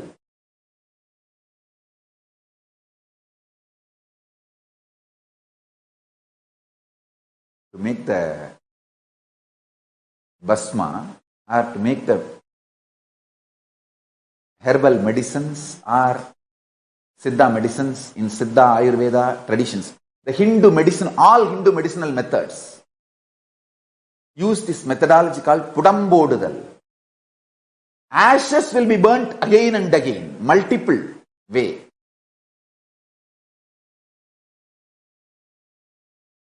I had the fortune of studying Siddha traditions under some of the great Siddha doctors in Thiruvannamalai. Isaki Swamigal himself is a great Siddha doctor. And I have seen this Pudambodal, Kalvattil,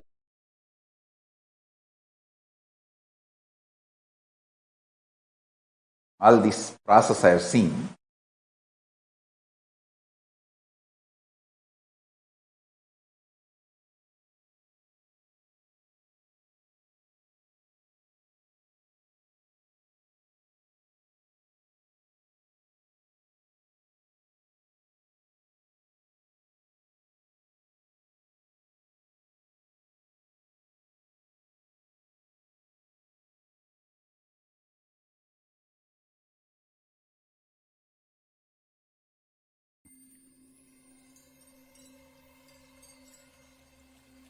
I welcome you all with my love and respect.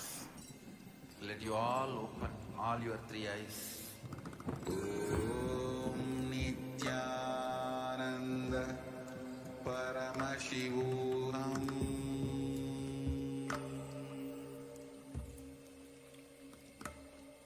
Om Nithyananda Paramashivam.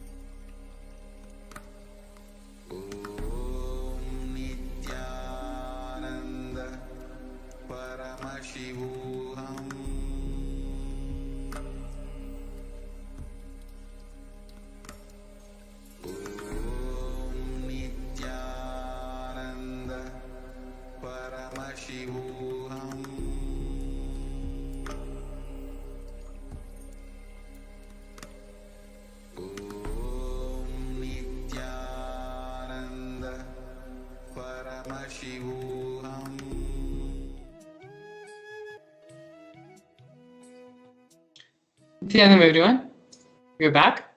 Beautifully, Swamiji explained about the reactionary assumptions and the fundamental root why we are suffering so much in our life. Why?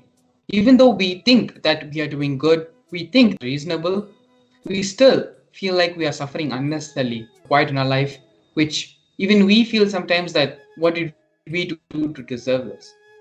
The answer for all these questions is reactionary assumptions. For everything which happens in our life, instead of acting to them, we are reacting to it.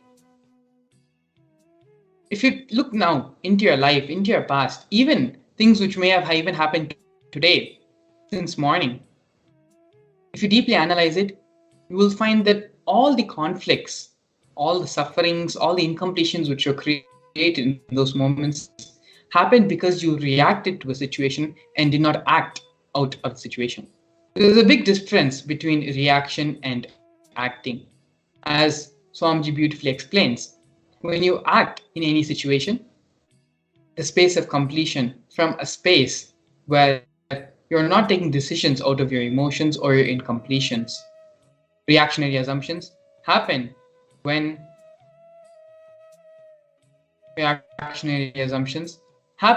you're reacting out of your irrational behavior thought patterns, thought currents, which are built on top of your incompletions. In this first step of the we are going to do today, we are going to be first penning down the situations which create agitation in reactionary assumptions, actions, and reactions. Take a few minutes now to pen down and identify in all the different situations which would have happened in your life over the past couple of days, or maybe even in the past couple of hours, and identify in each of these situations which created conflict, which created confusion, and which created incompletion, where you reacted in that situation and did not act out of completion. Take a few minutes down and pen down all the situations in which the agitation was created, reactionary assumptions happened. It is through these internalization exercises which we do, it allows for our being to come to a deeper space of completion, which has to raise to a higher frequency during the Bhava Samadhi Darshan with the Supreme Pontiff of Hinduism. When the Bhava Samadhi Darshan is in progress, the Supreme Pontiff of Hinduism is vibrating at a very high frequency of Mahakailasa. And as we seeing and having the darshan of this Bhava Samadhi Darshan helps us to raise to that highest frequency. Having this deep space of completion in our beings, identifying and completing these incompletions allows this process to be a smooth and easy process. So please take a few minutes and pen down in these various situations in your life where the reactionary assumptions happen.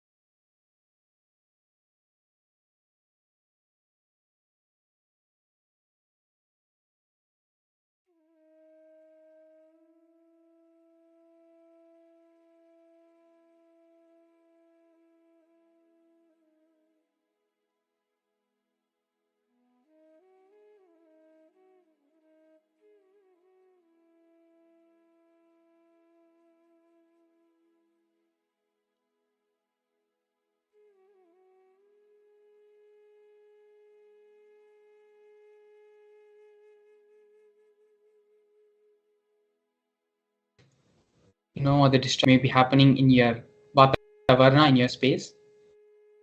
Whatever it may be, maybe mobile devices, the work notifications, or something which may be happening in the house. It is only doing these internalization exercises you give time for yourself. If you sit and analyze your whole day from morning to night, you are mostly thinking about something else, thinking about next what is supposed to happen, or maybe having a reactionary assumption about a certain situation which is happening in your life, or maybe worrying or being in anxiety about something. But how much time are you actually for yourself, to work on yourself? We spend a lot of time furthering our professional careers, furthering our need to be done in our household, things which need to be done in relation with our family and extended family responsibilities. But how much time are we actually taking to look into, build ourselves, solve the problems which we are personally facing? It is only doing these internalization exercises, which span to a maximum of 10 to 20 minutes, where you sit with yourself and you look in and you solve the problems which you are facing with. You attend to the problems which you are facing in your life. So don't deny yourself this opportunity for the transformation and expansion to happen in your being. Allow yourself to be completely integrated, completely focused with the internalization exercise.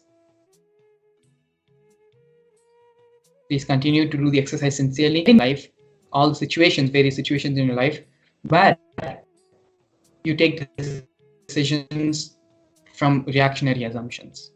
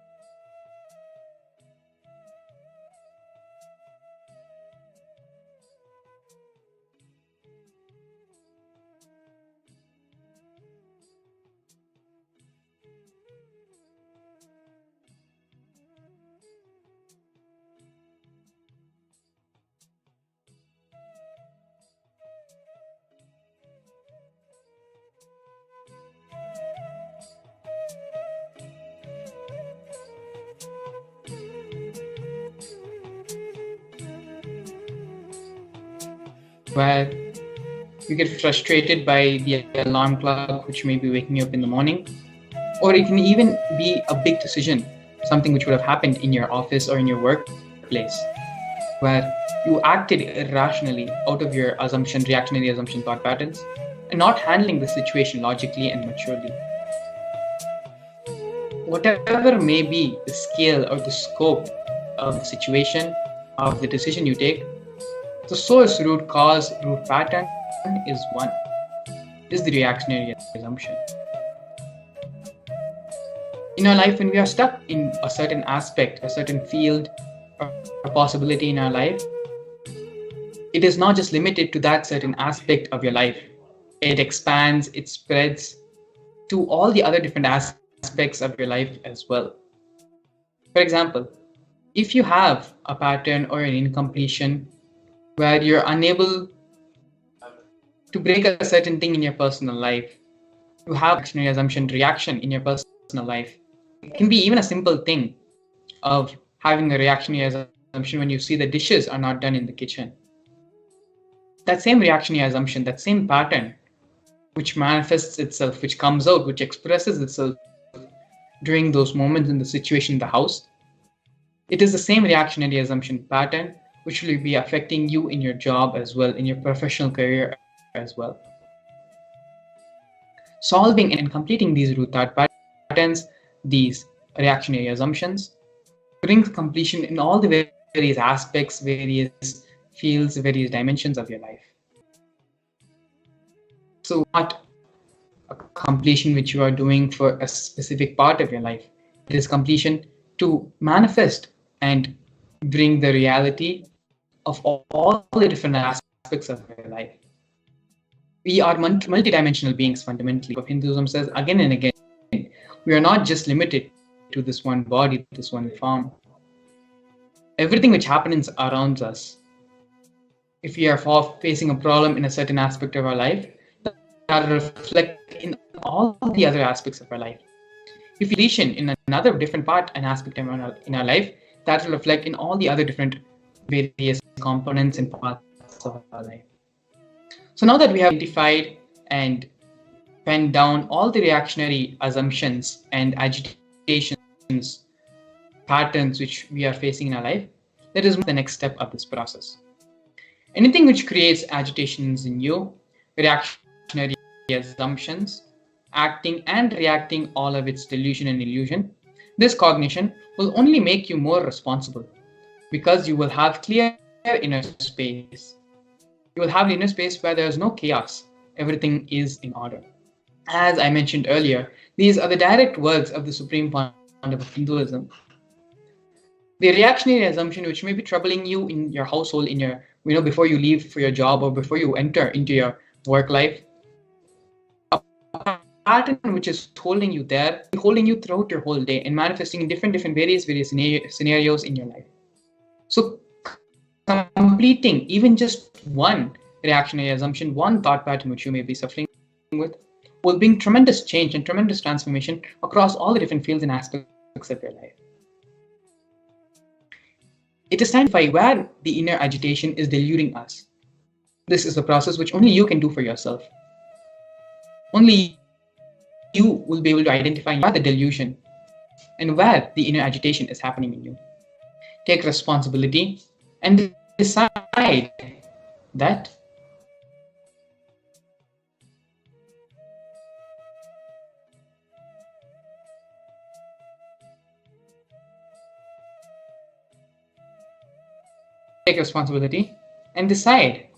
you will always see the inner agitation and then decide whether you are doing right or wrong, not what you see as a result, and then decide whether what you are doing is right or wrong. So do not be agitated because you have agitation. Do not worry because you have worries. If you realize that, you will absolutely settle down. That settling space will help you to do what is right from the subjective reality. The Supreme Pontiff of Hinduism is giving a very, very practical statement, very practical solution, which we can directly apply in our lives and prevent the influence of reactionary assumptions from taking control and overpowering our decision making and the way we live our life. If you realize that the reactionary assumptions, just because you have a worry, just because you have something which needs to be attended to, which needs to be thought through, just because you have a worry or you have something which needs to be accomplished, which needs to be done, you do not necessarily need to worry. Worrying is not going to solve those problems. Having agitation, having stress about that scenario is not going to solve any problem. When you come to this conclusion, you do not need to be agitated. You do not need to worry just because you have worries.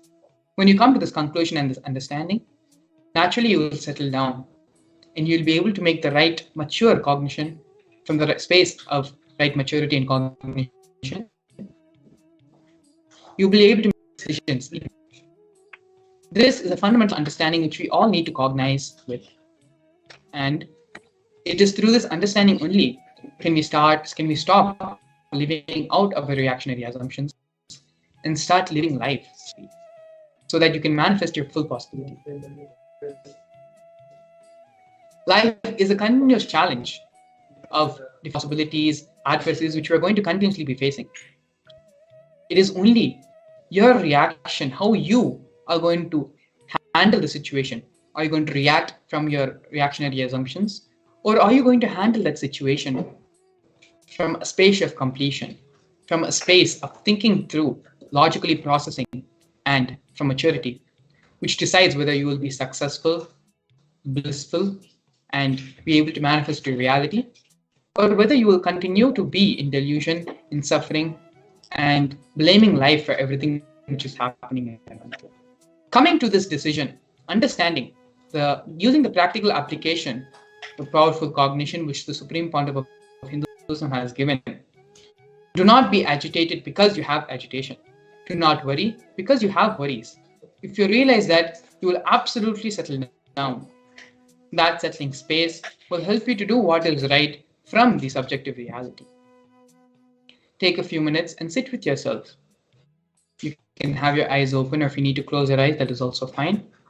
This is a sankalpa, which we all need to take, a conscious will, which we all need to take in order to come out and stop functioning from our reactionary assumptions. Please take a few minutes now and allow this cognition to sink in you and decide strongly with conviction, with sincerity, no matter what comes, you will always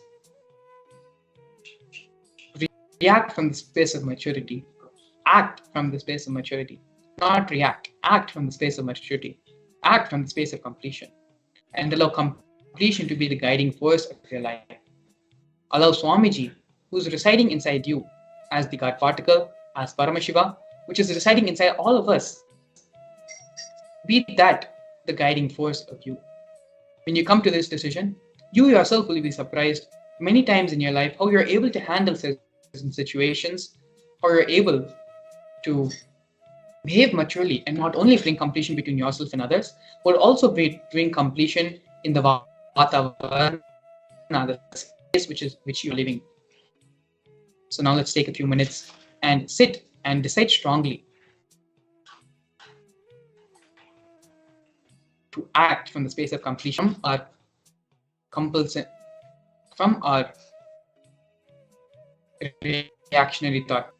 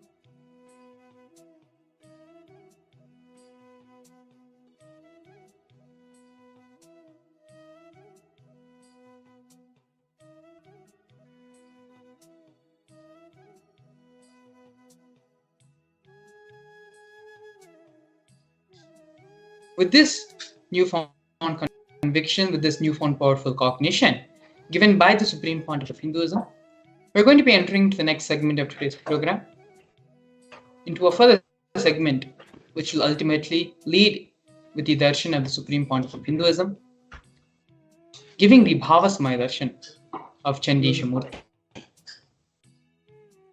Before I leave you all for the break and to the next session, the simple process, if you had done with little bit of sincerity and little bit of intensity, you will start immediately seeing the results, the effects of this in your life. You start seeing the immediate results of this powerful cognition in your life. This is just but many practical solutions, applications, and initiations which the Supreme Pontiff of Hinduism has given to the world. In the upcoming Paramashivam program, starting from February 9th to 28th, not only this one powerful cognition, but multiple hundreds of various cognitions, clicks, new thought patterns will be formed in you. Supreme Pontiff of Hinduism will give you a whole tool set of weapons in which you can use in your life to handle these various problems and adversaries and difficulties you will ever face. If you have experienced the benefit and experiencing a transformation of this one simple exercise, then imagine the scale and the amount of transformation which can happen to you over 21 days of directly sitting with the avatar, directly sitting with Swamiji. So without further ado, without further delay, the registration link is being projected below. We have a QR code as well. You can scan the QR code or you can visit the website directly, paramashivam.org, and register yourself for this Paramashivam program. But directly, not only this, but multiple different problems in your life, and Supreme Pontiff of Hinduism guidance, personally for you, for what you need to understand and for what you need to practice in your life. Imagine having Swamiji just for you for 21 days and attending to each and every single aspect of your life, ironing it out, and giving you the solutions which you need to manifest your ultimate reality. It's all just but filling a form away. Visit the website paramashivam.org for more information and to register yourself for this program. And so now with this, I'll lead you into the next session of today's program. Please stay tuned with us. We'll be back with you after a short break.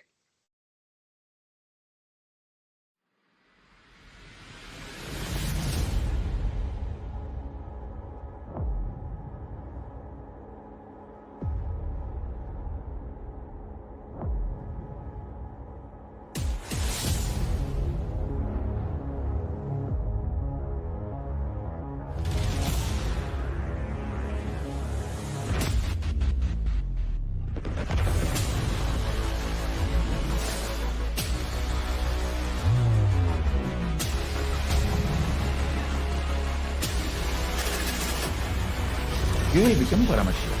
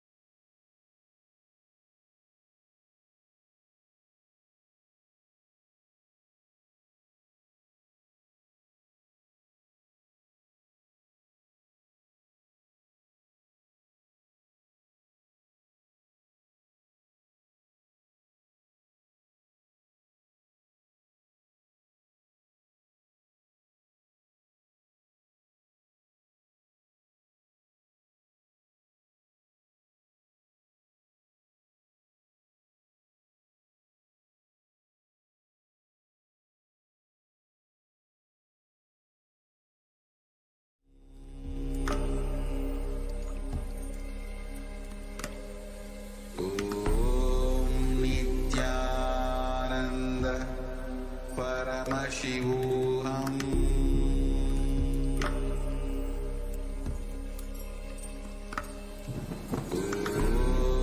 Nithyananda Paramashivam.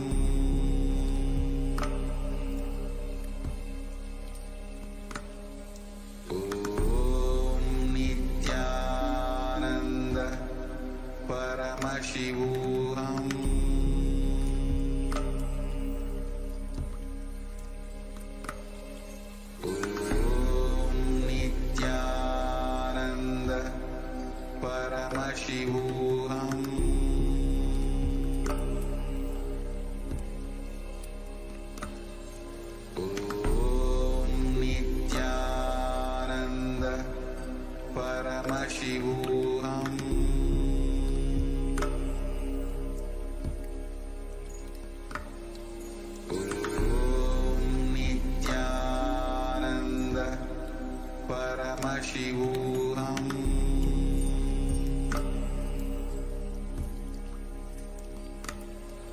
Om Nithyananda Paramashivam.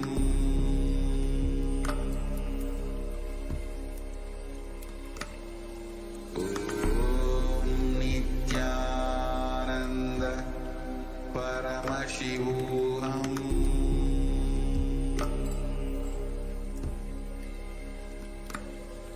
Om Nithyananda Paramashivam. Om Nithyananda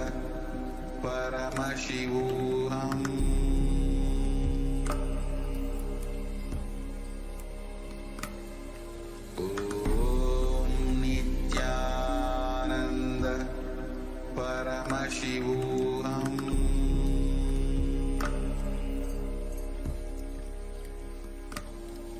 Om Nithyananda Paramashivam.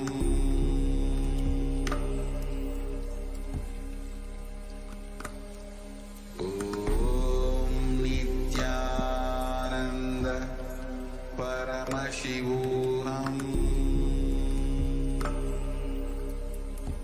Om Nithyananda Paramashivam.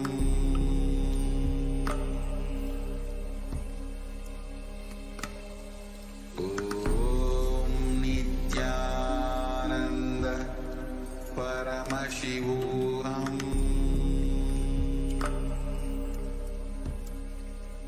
Paramashivam. Om Nithyananda Paramashivam. Om Nithyananda Paramashivam.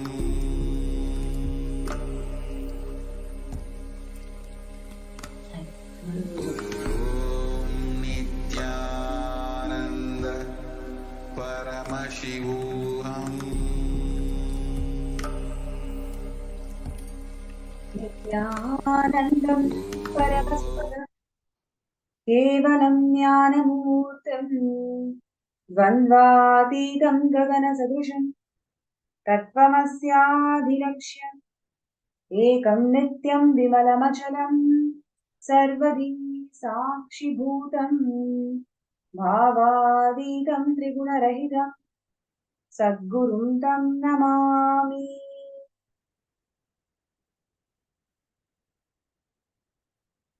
Nithyanandam. I welcome all the viewers, participants around the world in more than 175 countries, joining with us for this most divine Bhava Samadhi Darshan, manifesting through the Nijavatara of the Supreme Pontiff of Hinduism, Bhagavan Nithyananda Paramashivam. I'm sure all the viewers and participants are having amazing time every single day where the avatar is gracing us with the 64 manifestations of Paramashiva. And before we move to the most awaited moment of the day, receiving the Bhava Samadhi Darshan, this segment is going to be about one of the most important contributions of the Supreme Pontiff of Hinduism and Kailasa in today's world. As we all know, Swamiji, the Supreme Pontiff of Hinduism, is the incumbent emperor of the Surya Vamsa Surangi Samrajya. And today, in the segment, we are going to cover important contributions of this kingdom and how Swamiji has revived the Hindu democracy and Hindu governance. So, before we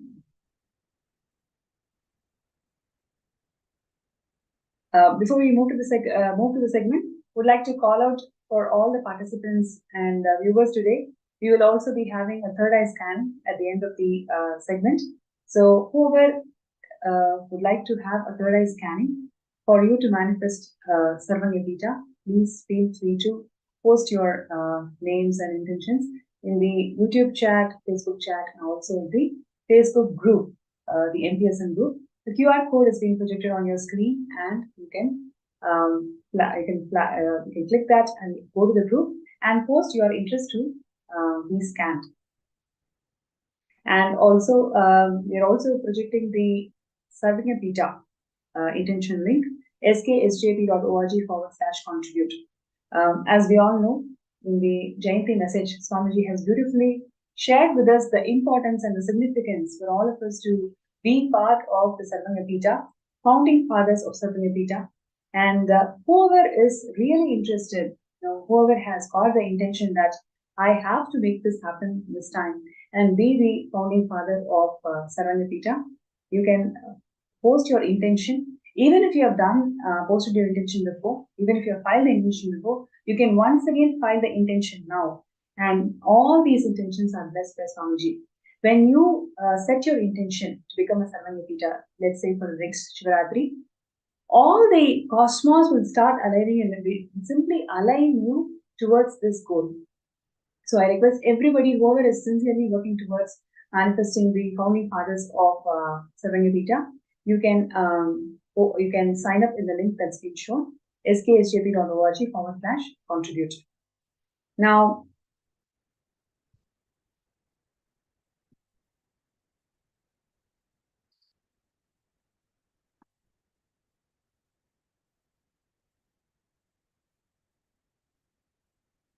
let us enter into today's segment where we will be learning about Swamiji's contribution as the incumbent emperor of Surya Vamsa Surangi Samrajya.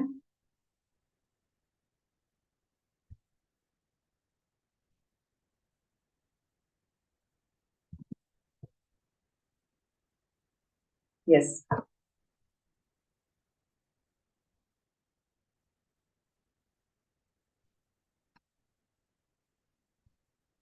So how many of you have heard about the sun lineage?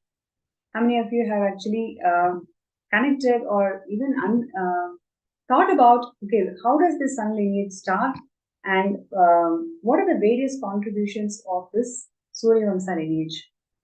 You can see that literally this lineage has significance and its presence marked in all the 56 deshas of Hinduism, Sanatana Hindu Dharma.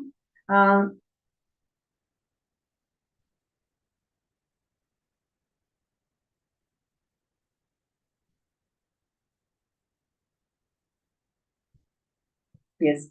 So you can actually see here, Surangi Samrajya, it actually prevailed as a very important enlightenment ecosystem and which had its tremendous rich tradition in terms of art, architecture, governance, festivals, many more. And Swamiji is the incumbent emperor of the Surya Vamsa Surangi Samrajya. And today we'll just take a quick look about the whole divine lineage of this Surya Vamsa. It starts from the Lord Surya, Bhagavan Surya. And from Bhagavan Surya, this Vaivaspata Manu. The one who created this Dharma Shastras, Manu Shastra, which is current days Kairasa's jurisprudence, which literally laid out the principles that governed the entire Hindu ecosystems. How each and every segment or the Varna in the society operated, and at the same time, how each of these segments can literally coexist together by contributing uniquely for that ecosystem. So in today's world, coexistence is an alien term, I can say. We always feel that one has to compete with each other. One's downfall will raise to somebody's progress in life. That's how the capitalistic mind is being tuned in today's society. But in ancient Hindu samrajyas, it is always coexistence, and the foundation of this coexistence is laid out clearly in Manudharma Shastra. which is what Swamiji is reviving today in Kailasa's jurisprudence. So from sun god it is Vaivasvata Manu, and from Vaivasvata Manu, King Harishchandra, right? King Harishchandra, then Bhagiratha. So all these great rulers of Hindu Samrajyas upheld the dharma, upheld the significance of holding all the elements, all the sects, all the people together as per the Vedas and Agamas. In fact, they held the dharma and they stood as strong examples of rulers who held the dharma against everything in their lives, whether it is against their family, their wife, their children, their friends, no matter who is standing as a pillar or for dharma, they always stood with them, and whoever is questioning the path of dharma, they always fought with them. So these rulers always upheld such strong values of Sanatana Hindu Dharma. And Lord Rama, the ruler in the lineage, great incarnation, and Swamiji, Swamiji's has established the Adi Kailasa Nithyananda Savanapita in Vididi, right, from the 2000 onwards. This Kshetra, where Swamiji established the eastern headquarters of Kailasa, literally in this Kshetra, Bhagavan Rama received the Upanishad from Paramashivam, and he worshipped the Swayambhu Shivalinga, which we are worshipping even till today, as Nithyanandeshwara. So, and Lord Rama belongs to this Surya lineage, and then Gautama Buddha, the 140th ruler of the Suryavamsa lineage. So thereafterwards, from Lord Rama and Buddha, so many rulers just took on the mantle and upheld the Sanatana Hindu Dharma's jurisprudence and governance. Right? And the Nithyananda page has a detailed account on all these rulers. Just us going through these pages, we understand the significance of what Swamiji is reviving today. It is not just one more palace or one more kingdom, one more dynasty. It's actually the Sun lineage which has this greatest contributions in terms of upholding the whole Hindu ecosystems together through Manu Shastras and other Dharma Shastras. We can actually see the reviver of Suryavamsa Surangi Samrajya and Swamiji in modern day lineage, how in 1933, right? Harishchandra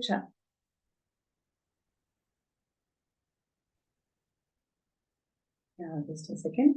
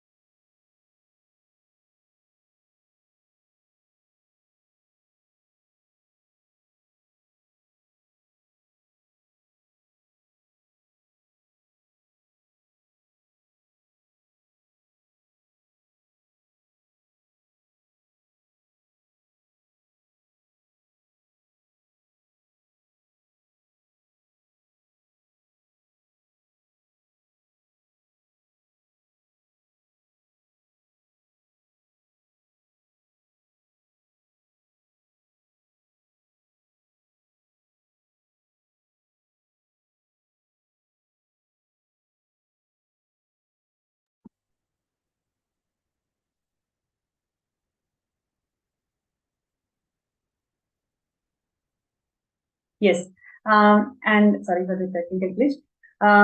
So now we will just take a small look at how Swamiji became the incumbent emperor of this Suryavamsa Surangi Samrajya. Raja Chandra Chura Mani Harishchandra Jagadev of Surangi. He shifted his palace from Surangi to the current location of Ichapuram, right? And he was succeeded to the throne. Literally, this kingdom was recognized as an independent nation by British, right? We can literally see just a couple of centuries before how this kingdom is actually recognized by British as an independent nation with its own sovereignty and ability to levy taxes, the extent of the territory being called as which literally had about 129 villages under it, right? So it is recognized as an independent nation with a sovereignty.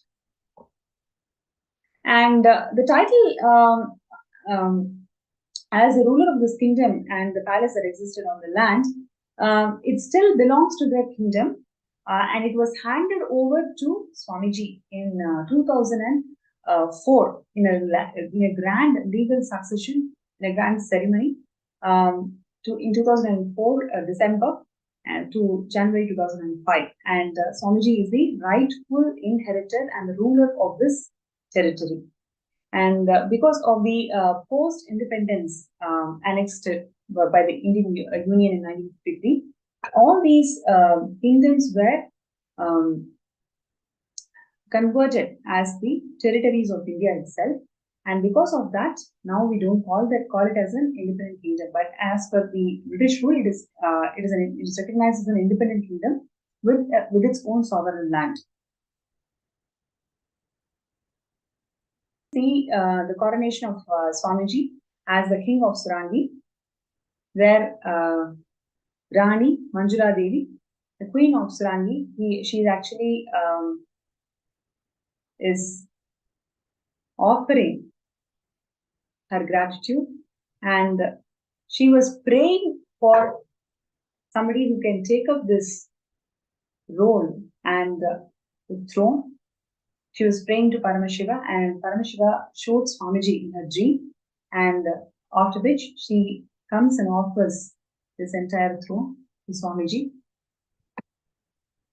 in 2004 itself.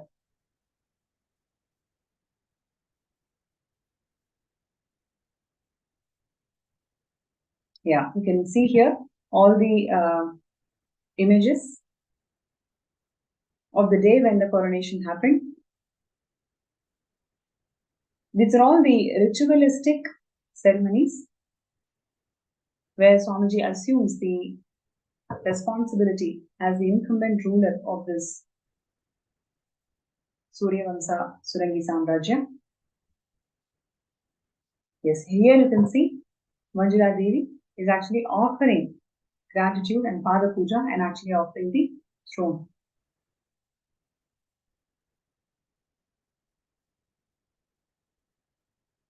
So these are all the celebrations that happened after Swamiji assumed the responsibility of being the incumbent emperor of Suryavamsa Surangi Samrajya.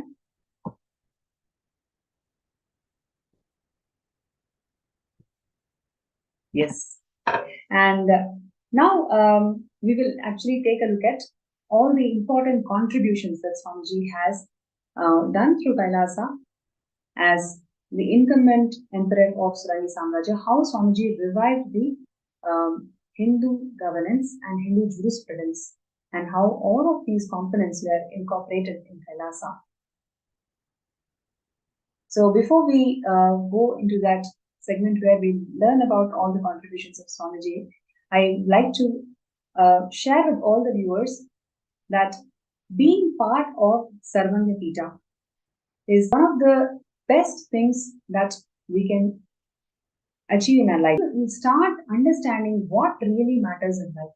Swamiji Guruji shared in one of the Paramashivam sessions that everything that we accumulate in day-to-day lives, it is all building sandcastles.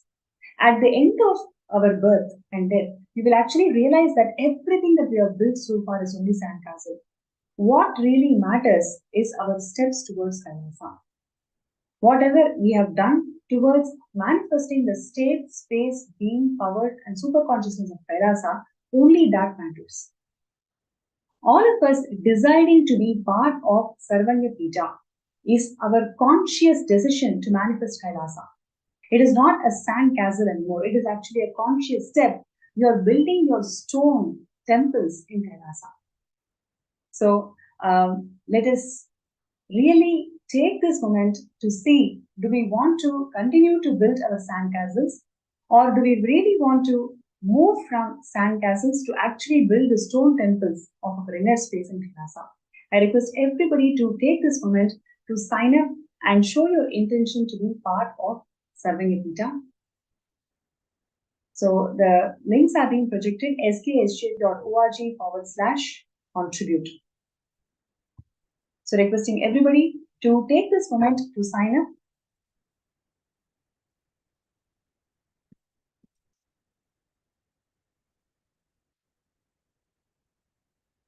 sksjp.org/contribute.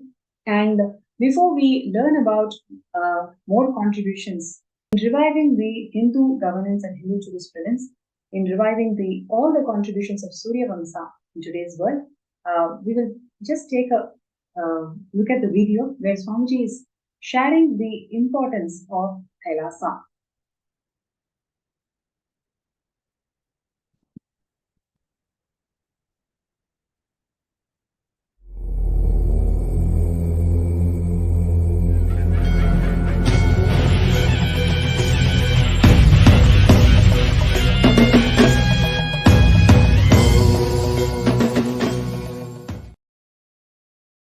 The job really Hindus need to do is to tell the world, I have incorporated this Kailasa, nation without borders. Kailasa, nation without borders. In a way I can say, whole universe is the Kailasa.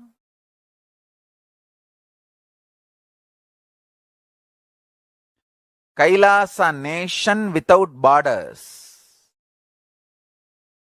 I've incorporated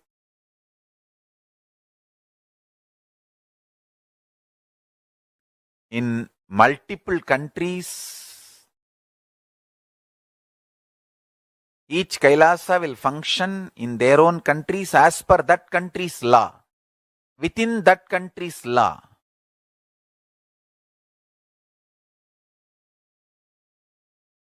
Understand? The Kailasa is revived to do contribution, uniting the nations for contribution. Hinduism, Veda Agamas have great things to contribute to the world. Like the great power manifestation science, the ancient culture and arts, the ancient lifestyle truths, the ancient medical practices and medicinal knowledge, the ancient indigenous cultural heritage and jewelry, perfume, dance, music. In every level, Hinduism has so much to contribute. Veda Agamic traditions have so much to contribute. To share all this with the world, to contribute to the world. Many of the devotees, disciples are creating organizations sanghas all over the world.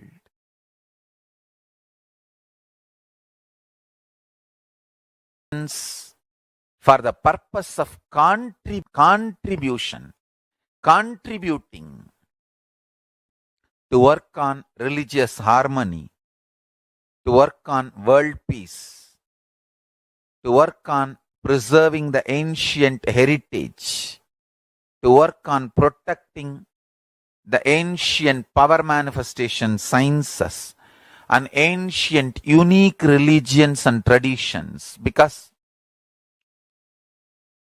people are trying to destroy indigenous cultures, the racists and supremacists.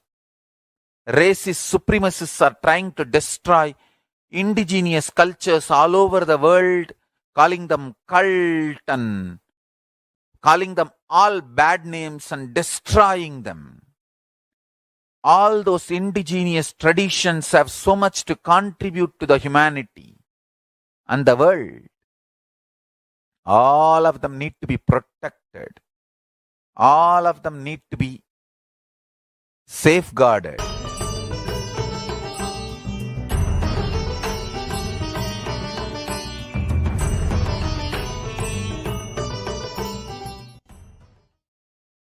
Yes.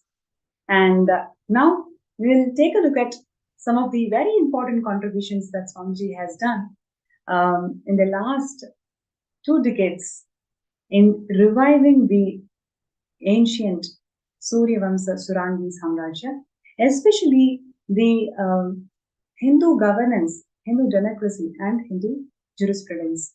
How Swamiji has revived it consistently and constantly over the last 2 decades. Let's take a look at it. The first thing that I would like to share with all the viewers and participants today is the cosmic governance. How have you ever wondered how Paramashiva is governing the whole cosmos? Right? So it is just one Paramashiva, and how he is able to govern the whole cosmos, whether it is Chitakasha or Mahakasha, how every single unit of the cosmos is being governed. Have you ever really wondered? The answer to that is Hindu governance. Paramashiva governs the entire cosmos through avaranas. He literally manifests himself into Vidyeshwaras, Mantreshwaras, Astreshwaras, and so on. So each of these avaranas are nothing but one more manifestation of Paramashiva himself. So based on the frequency of oneness, more and more people are in oneness, he gives them more powers. Right? So the power is always given to the beings who are radiating higher frequencies, who are radiating oneness with Paramashiva. This is how literally Paramashiva is governing the entire cosmos through his avaranas.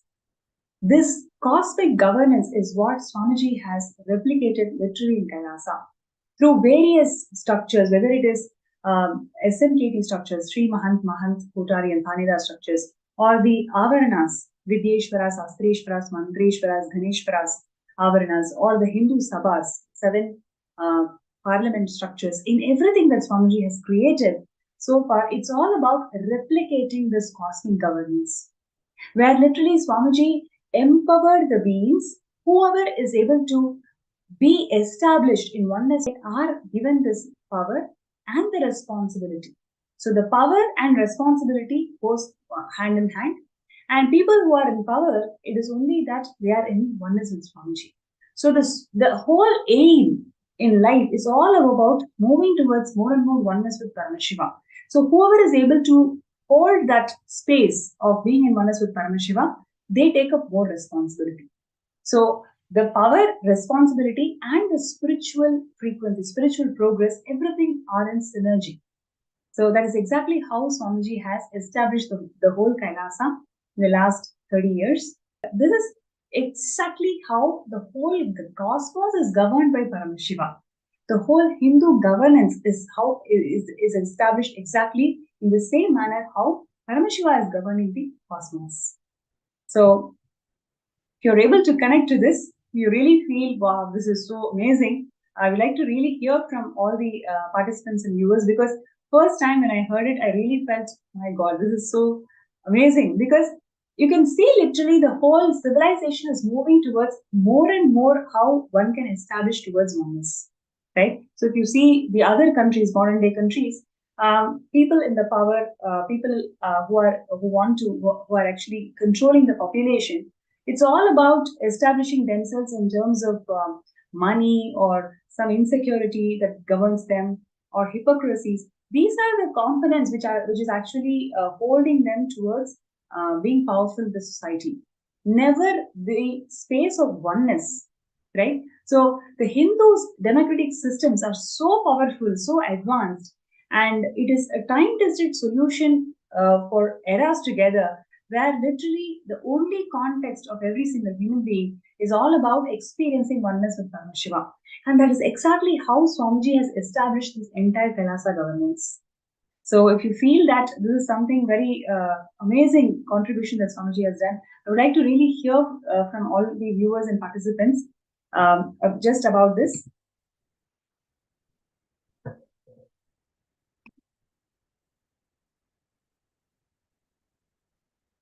Yes, and next important contribution that Swamiji has done in the revival of Suryavamsa Surangi Samrajya is responsible democracy. Right? How many of you are able to connect to this word called responsible democracy? Always, the current day issues, if you see, the democracy is vested in some edo journals and media outlets who want to publish the material or the content that gives them money, that gives them TRP. There is no focus or the context of truth that actually is vested in this media based democracy. In fact, the media disinformation is a highly criticized subject in today's world, and I'm not going to go into the details of it, but I'm sure all of us can connect to it, can relate to it. It is almost synonymous that don't ever watch the media anymore, because the whole news is always tainted. That is the sentiment that I'm sure all the common people are right now in. But in Hindu ecosystems, it's all about responsible democracy. Now, what is responsible democracy? Swamiji always shares that being integrated to the principles for what you believe in, right? So, if you take the whole Suryavamsa lineage, all these rulers, whether it is Manuvidi Chola, whether it is Bhagavan Rama, whether it is Bhagiratha, so many rulers always established themselves in the principles of integrity. Whatever they were integrated to, they established themselves and shown themselves as an examples for the rest of the generations to live. Nothing actually stood between them and the principles that they believed. So, the responsible democracy is all about empowering that aspect in you, where you start feeling that I am responsible for everything around me, and you exercise the power, you exercise the authority from the context of responsibilism. It is never about violating, it is never about misusing, it is never about exploiting somebody's weakness. It is all about taking responsibility of what is happening around you. So this is exactly how Swamiji has established the entire Kailasa governance, where it is all about responsible democracy. Whoever is feeling that they are responsible for what is happening around them as a governance structure, right? So more and more you feel that, yes, I am responsible for this, more and more you get empowered, because you are going to take responsibility and change the lives around you, right? So in today's world, I'm sure you can see it's all about blame game, right? Whether it is in politics, if you just take first two headlines of what we are having in the newspapers today, it is all about blame games. Who blames who? But the responsible democracy that the Hindu ecosystems were established, who is telling that, okay, I'm responsible for this and I'm going to fix this. Whether you truly feel you're responsible or not, but really understanding and emphasizing this responsible democracy is what Swamiji has given to this world as most important contribution. If you say the entire Kailasa governance is all about responsible democracy, right? And this world really requires every single principle that the Kailasa is built on. Whatever Swamiji has revived for last 30 years is a precious gift that the humanity cannot miss. If you feel that, yes, this is something which everybody wants, you must sign up for Sarvayapita. Just decide to become the founding fathers of Sarvayapita, where you can literally feel in the light in the Garbhagala, like Swamiji has beautifully shared in Jayanti Satsang, whoever stands in the Garbhagala, they will be remembered in the history forever. So if you really feel that responsible democracy is what the world is looking for, and the cosmic governance where establishing yourself in oneness is the core foundation principle of everybody who's in the power, that's exactly what the world needs today. And there are so many other principles that all that world problems today can be simply resolved if we have Kailasa. Swamiji has already established Kailasa, and now all we need to do is come together and work towards opening of Mahakailasa, and requesting everybody to be part of this grand happening of opening of Mahakailasa by you signing up as a Sarvayapita Yajman. So the intentions are there. The link is being posted sksjp.org/contribute, where everybody can come together and say, yes, I want to be part of this grand happening.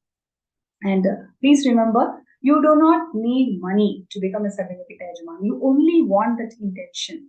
You only want, somebody is going to see whether you have that intensity to manifest that intention. Moment you share, you radiate that intensity, you will see simply miracles start happening and you will be able to make it happen. So I request everybody to be part of this grand happening, sksjp.org/contribute. Everybody, let's take a few minutes to sign up in this link that's being projected. And now I'm going to take a few minutes of your talking about the we spoke about responsible democracy. Now, how this responsible democracy, what is the origin of this? Have you ever heard this term called Anubhava Mandapa? Right? So this Anubhava Mandapa is something that started evolving in the medieval period of Sanatana Hindu Dharma. Literally where people from different thought patterns, right? Okay, let's say, for example, there is some issue that we are discussing. For example, let's say vegetarianism. Does the society have to adopt vegetarianism or not? This is the problem statement. And now, people from different thinking cultures, right? Different cultures, they all come together. They all present their views. What is acceptable as per their culture? When I say acceptable as per the culture, it is not independent views, but rather what does the Shastra say? What does the scripture of their culture define? So you present all their views and understand what is the advantages and the disadvantages that is coming from different traditions and make an informed decision. So that is called Anubhava Mandapa. And this Anubhava Mandapa is a beautiful piece of parliamentarian democracy. And needless to say, we can see today, literally there is a stats that defines that more than 40% of parliamentary sessions do not happen because of the constant clashes between the ruling party and the opposition party. Literally 40%, right? So that's the state of affairs that we are in today. But those days we used to have the Anubhava Mandapa, where people from different cultures, different thinking traditions used to come and present their views, and all of these were taken into account to come to an informed decision, right? So this is exactly what Swamiji is reviving today through Hindu votes, right? Last few years, I'm sure you've seen so many beautiful contributions of Swamiji in Hindu votes.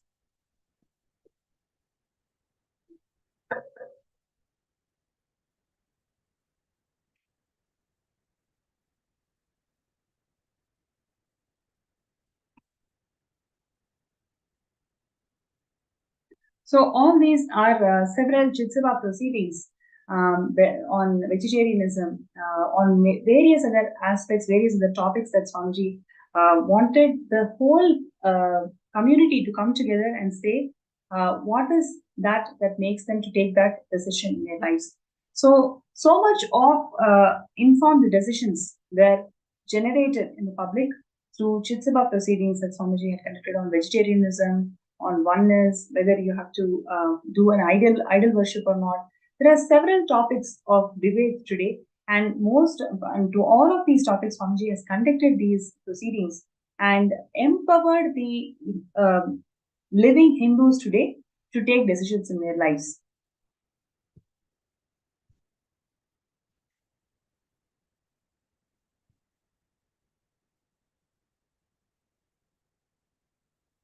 Right. And Kailasa provides that platform to one and all where you can express your point of view, and all these point of view will be checked or referenced across the views that Agamas and Vedas prescribe.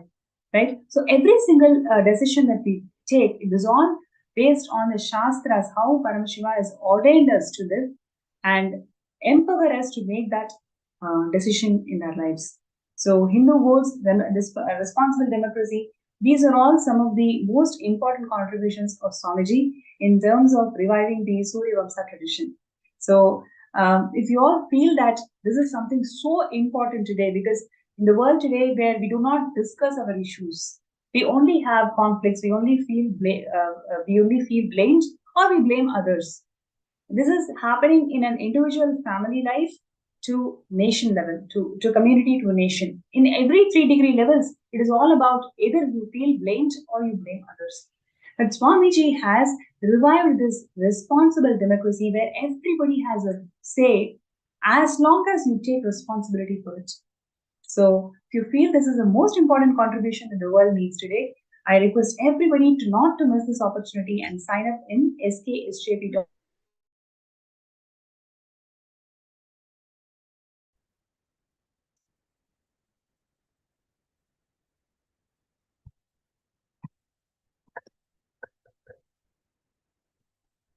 So while we take a few minutes to sign up in the intentions, let's take a look at the video where Swamiji is sharing more and more details on why we need Kailasa today.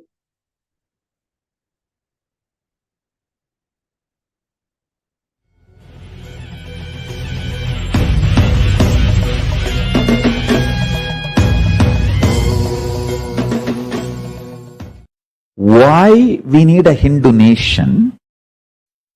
That question need to be addressed. Because the Hindu civilization is good, it need to be kept alive, we need a Hindu nation.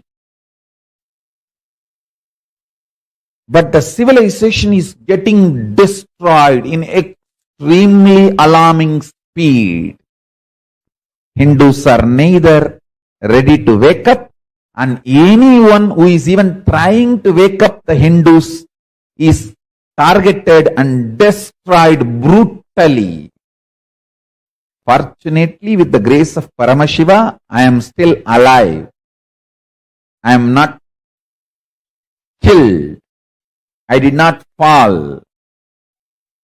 But the number of attempts on my life and the lawfare done on me and the defamation, destroying my identity, all this is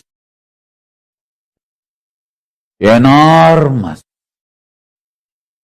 If you see the volume of atrocity material generated on me in the internet, you will be shocked. Listen carefully. I want Hindus to know this truth. Understand? The target of anti-Hindu elements is not me, you. Because I am defending all of you, I am being targeted. Listen. Wake up to that. Oh Hindus, the target of anti-Hindu elements is not me, you. Because I am defending you, protecting you, they are targeting me. Wake up to this truth. Let me reveal some of these truths step by step. First, India as two-layer. Civilizational nation, territorial nation. The threats territory is facing, all of you know. But the threats civilizational nation is facing, unsaid. Even the Hindus are not waking up to this truth. The threat Hindu civilizational nation is facing, even Hindus strongly believe system is wrong. Oh God.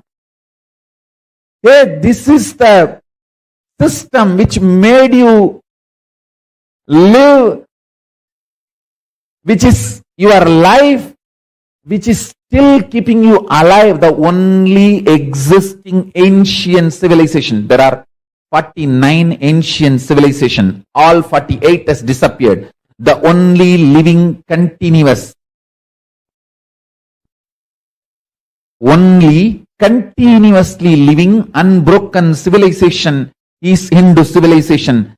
The reason, one and only reason is caste system. Kula talchi uyarchi sollal pavam. That line I agree. There is no higher or lower among the caste. That I agree. But don't try to dismantle the very caste system. The caste system kept this civilization alive. Deity worship kept the civilization alive. Temples kept the civilization alive.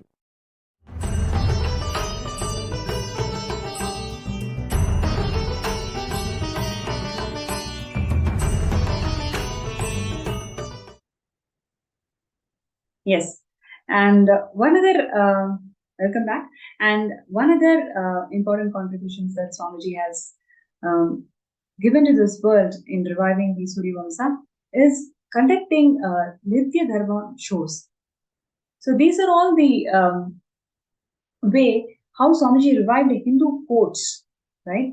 If you see all the Nitya Dharma shows where Swamiji literally resolved the conflicts in Hindu families as per Vedas and Agamas, whatever Vedas and Agamas has prescribed and whatever Manu Shastras has empowered the whole humanity to live in. Based on that, Swamiji had given the solutions to resolve the Hindu conflicts, to resolve the conflicts in Hindu families. So, Nitya Dharma is one of the beautiful contributions that Swamiji has done in reviving the Hindu jurisprudence and Hindu governance in the communities. So, whether it is in terms of replicating the entire cosmic governance, the Avarana structure in the entire Kailasa's governance, or that which is in the nation level, or introducing this Anubhava Mandapa, where communities are encouraged to discuss, participate various thought currents based on Shastras and coming together to take a resolution, or in the level of a family where the families are encouraged to resolve their conflicts based on what Manu Shastras has ordained and given us. So, in all three levels, whether it is in terms of a nation or in terms of a community or in terms of a family, in all three levels, Swamiji has revived this Hindu jurisprudence and Hindu governance and revived these elements, these Shastras and sciences of Suryavamsa Surangi Samrajya.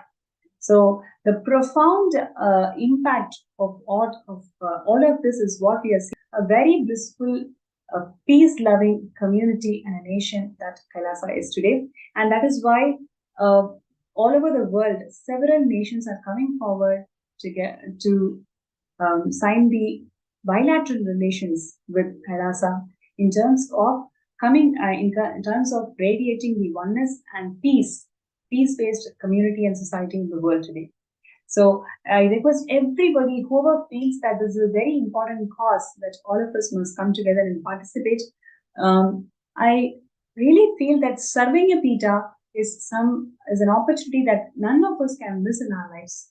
It only means that you are saying yes to a society which is peace-loving, which is established in the principles of oneness, which is more on coexistence.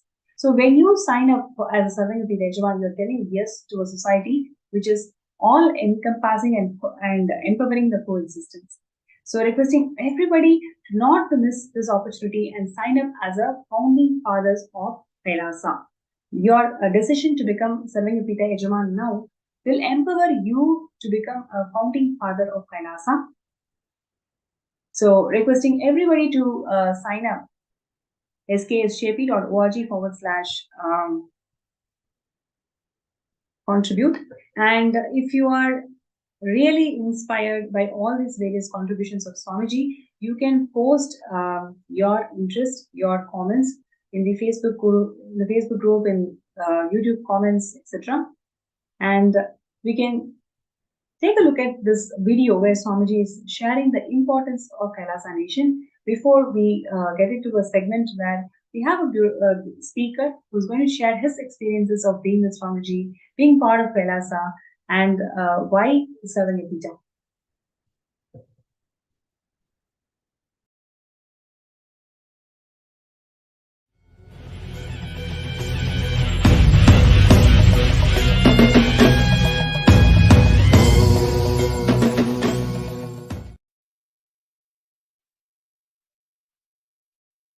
It is time, O Hindus, especially the NRIs,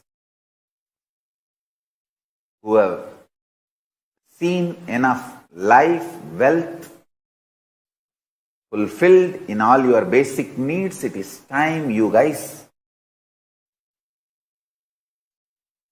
wake up to the reality. We need to keep Hinduism alive if we want the humanity alive.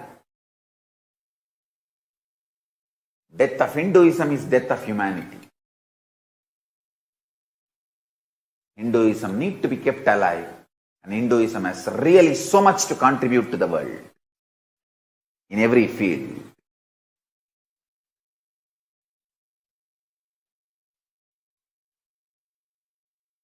Hinduism needs to be kept alive for humanity to be alive. Hinduism has a purpose. It should neither be diluted nor destroyed. Everything about Hinduism should be made legitimate.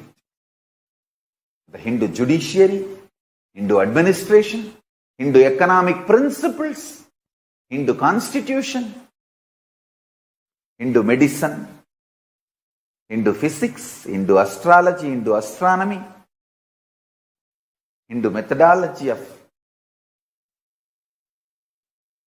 measuring time, Hindu chemistry, Hindu alchemistry, Hindu biology, Hindu sexology, Hindu sociology, everything should become legitimate. Kailasa is revived to keep this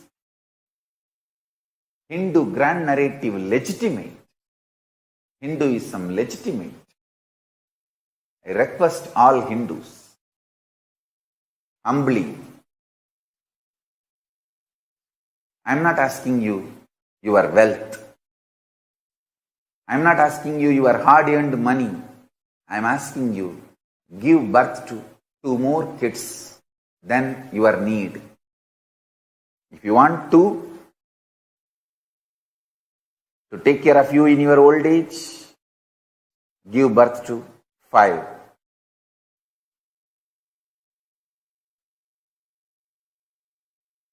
Give 2 to Kailasa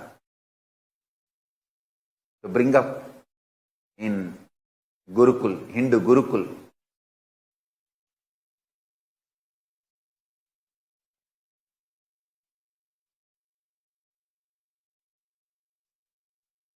You have to, you give 2 to the Gurukul. Let one study to become professors in Hindu universities, where he will be Grihastha, but making money, making livelihood by working for Hinduism and Hinduism related activities.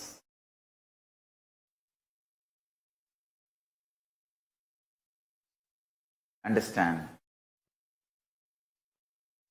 I'm only asking you, give me kids. We need to revive Hinduism. I am not interested in the overnight organizations, this modern day art of jinging, art of dunging, art of bunging, jing yoga, jung yoga, bung yoga.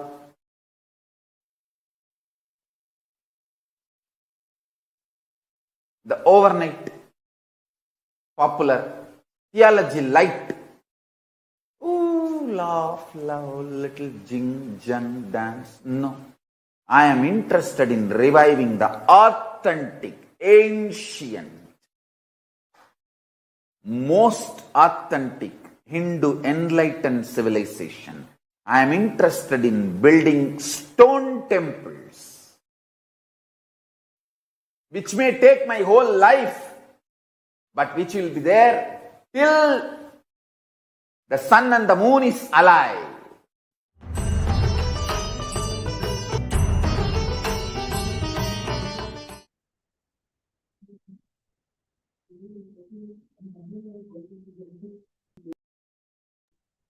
Yes. And now in this segment, we are going to have a very interesting speaker, Saurav Ganejaji from USA. And he's going to share his experiences of being part of Kailasa and how his journey with Swamiji was, and how he's a founding Sarvanyapita manifester. And he's going to cover a whole lot of topics, and it's my pleasure to welcome Sauravji to the show today. Nithyananda. Nithyananda, thank you very much for having me. Always a pleasure. Yes. Great. So, in terms of share, yes, Ma, go ahead, please correct. Yes. Yes. So, Sauravji, like I mentioned, there are so many things that you can share with all of our viewers today. But firstly, I would like to hear from you the one fact that you've been attending the Paramashivam program, the 21 days program that Swamiji blesses and initiates all of us into that experience of Paramashivam. Over many seasons, you've been attending, and you also ensure that your family is also part of this program. So, would you like to share with all our viewers your journey of being part of this programs with Swamiji? Yes, absolutely, Ma. That's a very beautiful starting point. I mean, just before going into the depth of the experiences that I have received through attending Paramashivam, through the initiations, powerful spiritual experiences and miracles in life that have happened. I mean, just looking back into my life and why I'm so hooked on attending all these Paramashivam programs, right? Every time Swamiji upgrades something, I'm literally salivating, right? I'm wanting to attend and wanting to not miss initiations. See, before coming to Swamiji, I essentially suffered from extreme powerlessness and fear. And the whole life was literally tainted by one powerlessness after the other. Anything that I wanted to change in my life, I used to feel powerless about it. I had so many fears. Any new thing I would start, I would simply self-sabotage myself. And it's not that I did not understand spirituality, I did not know spirituality, I had read a lot. But after coming to Swamiji, everything just became intensely alive. All the spiritual principles simply became practical for me. Earlier, I used to think spirituality is different. It is just related to enlightenment. Living a practical life is very, very different. This is related to earning money and job and family and all these things. There was a huge gap, delusional gap. And as soon as I found Swamiji, and even finding Swamiji happened because I intensely prayed to the cosmos. I said, I need to find a master who is in the body. Somebody who I can relate to, somebody who I can hear, somebody who I can see. That's how I found Swamiji. And after finding Swamiji, and the best things that the Supreme Pontiff of Hinduism has to offer are always packaged beautifully in the Paramashivam programs. This is what I call the best of the best. So ultimately, the first Paramashivam I attended, I came to Swamiji late 2018, and it was during the pandemic time. When the pandemic started and Swamiji announced the first online Paramashivam. That was my intense entry into all things related to, or all the teachings that Swamiji has given. I clearly remember unclutching, completion exercises, and the initiations. I remember there was one Kalabhairava Darshan where simply my whole body was shaking with energy. It's almost like all the fear in my muscles was being wrung out. That's the intense feeling I had. And then from then on, it's just been one after the other. Every program, Swamiji brings new energy, new excitement, new technology.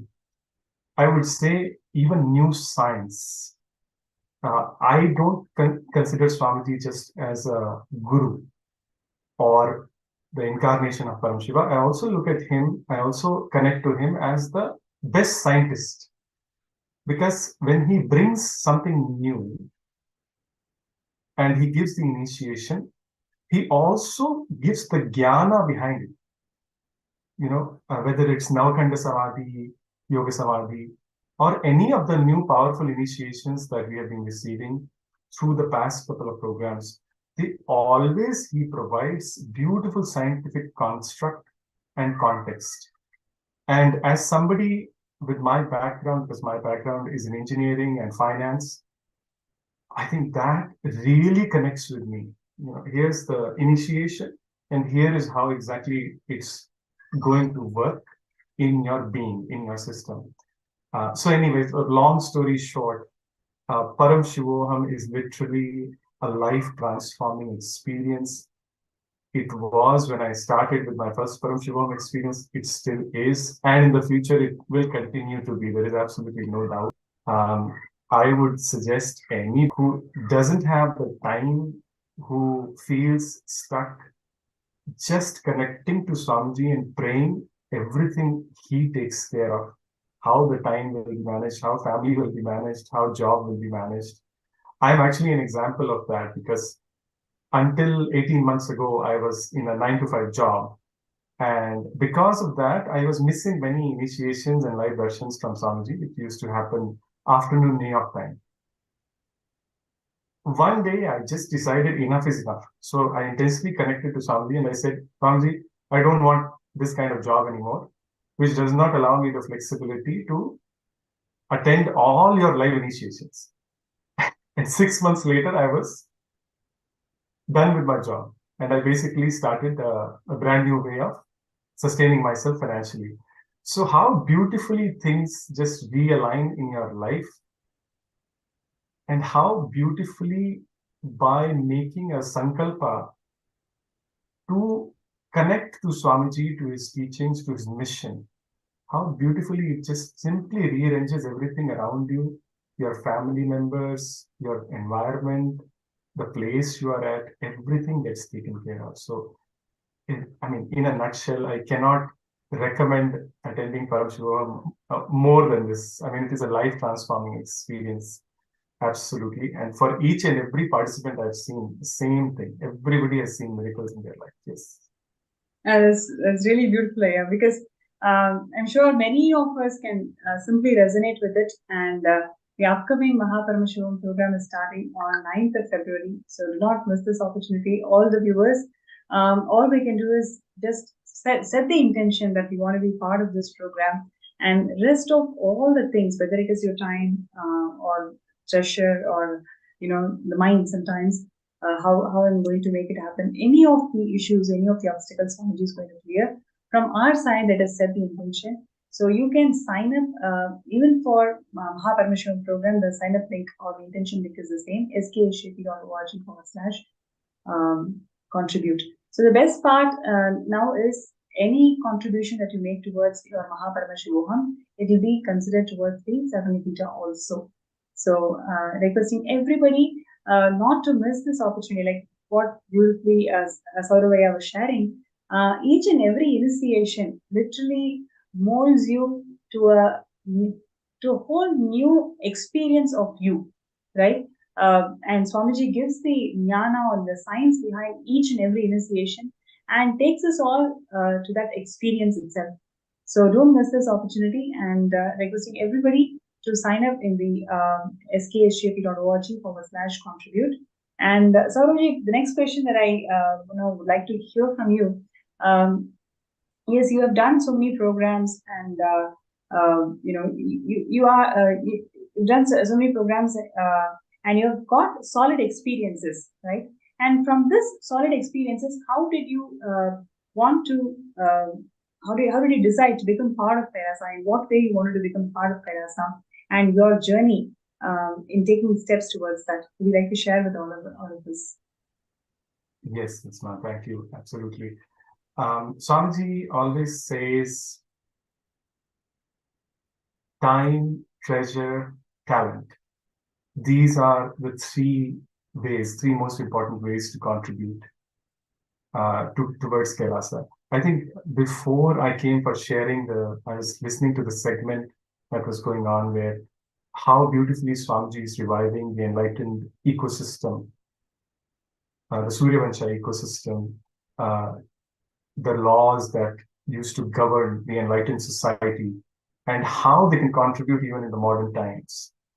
And unfortunately, when we look around, each country essentially is separate from the rest of the world. Each country has their own agenda.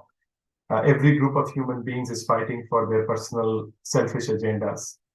So something needs to change. And all the world problems like global warming, terrorism, etc., cannot be solved by individual countries alone. There has to be a uniting force.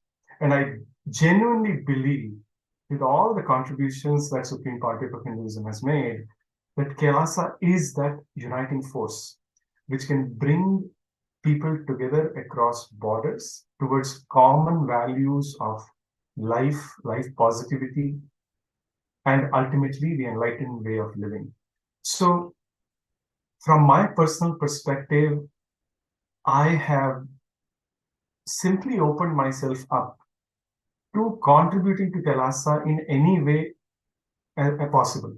I mean, I have two little kids, so naturally there are some family constraints. But ultimately, what matters to me is to be involved in a Kailasa project, I should grab it. One of the beautiful privileges that I've had recently is to interact with Kailasa's United Nations team.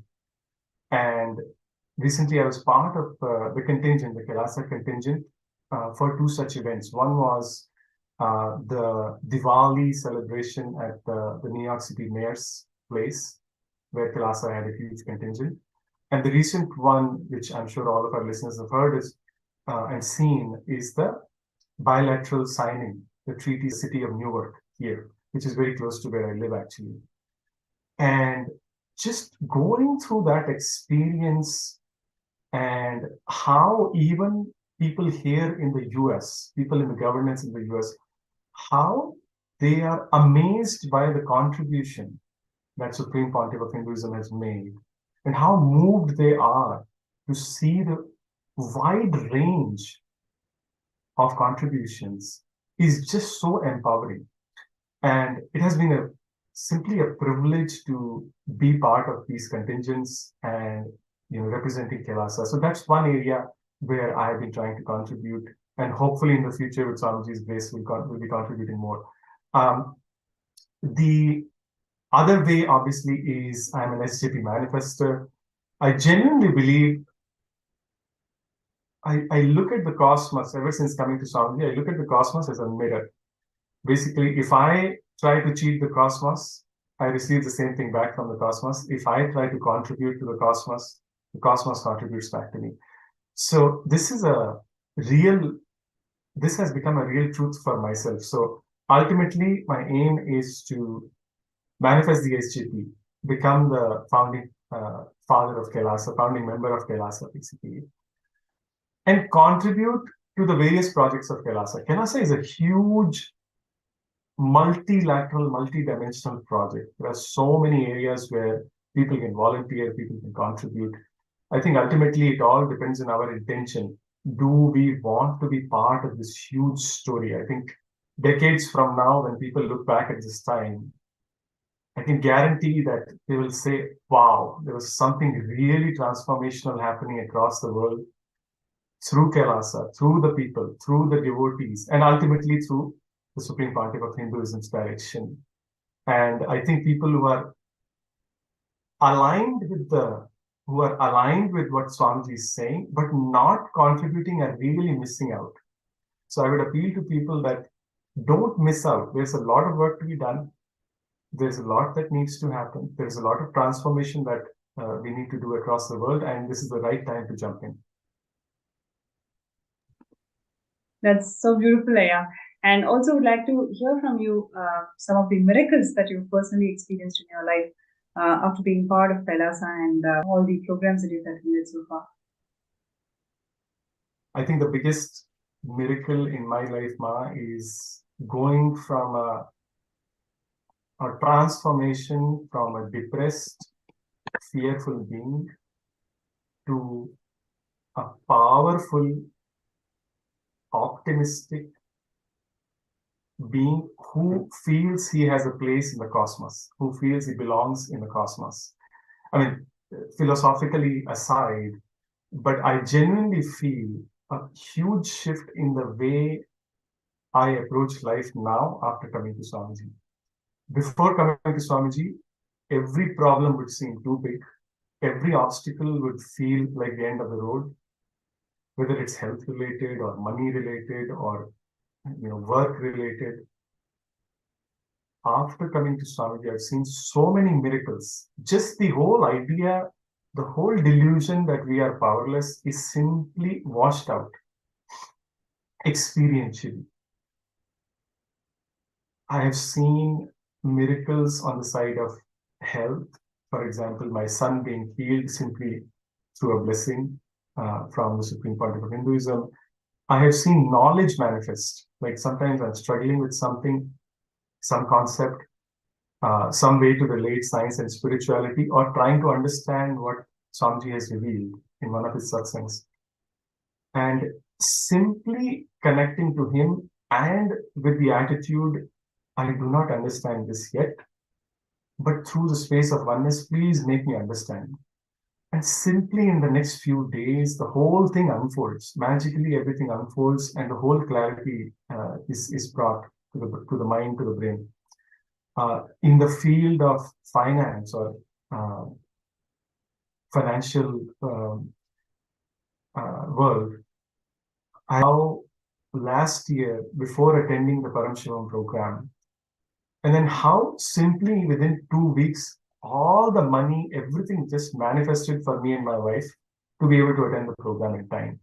So again, I mean, actually, I would say, honestly speaking, now I've stopped counting the miracles. Now I realize that life itself is a miracle.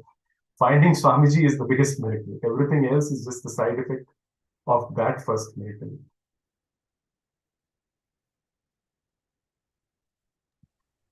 That's really nice, Aya. Like finding Swamiji is the biggest miracle. So true. So fortunate as all of us are for having Swamiji in our lives, where literally all of us are personally guided, receiving all these amazing initiations. Next, we are going to be having Bhava Samadhi Darshan of Swamiji. What a fortunate life all of us are in when Incarnation himself has descended and reviving Kailasa.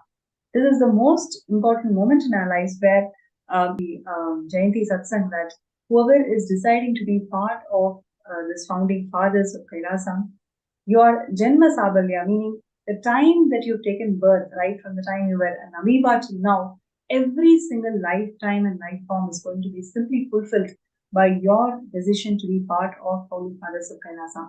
So everybody out there, let's take this moment, let's take this time to decide that, okay, let me move from building all these sandcastles in life to actually building these stone temples in our inner space, where literally we feel that Kailasa is the only priority and decide to become the Sarvagati Yajman.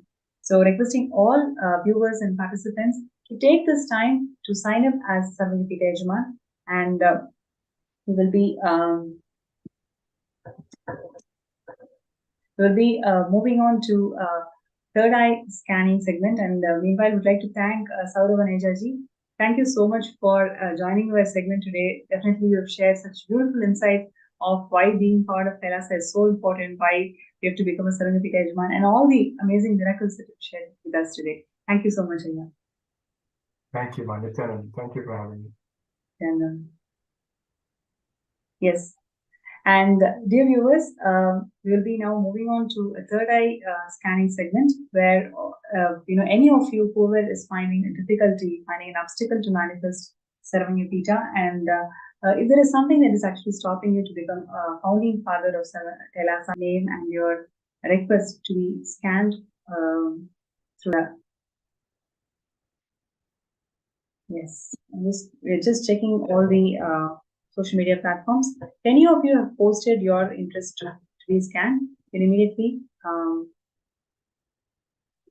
get on to third eye scan. And all the people and the participants, whoever if you've already been scanned, and they're able to implement the solutions that third eye revealed. Where Swamiji had revealed you to do something, very able to implement it, and what was your result? You can also post that.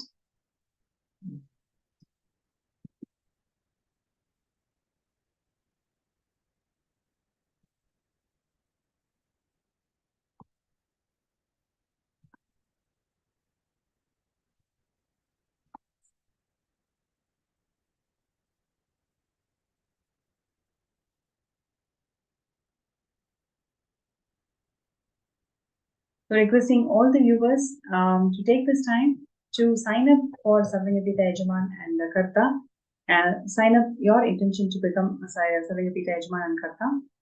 And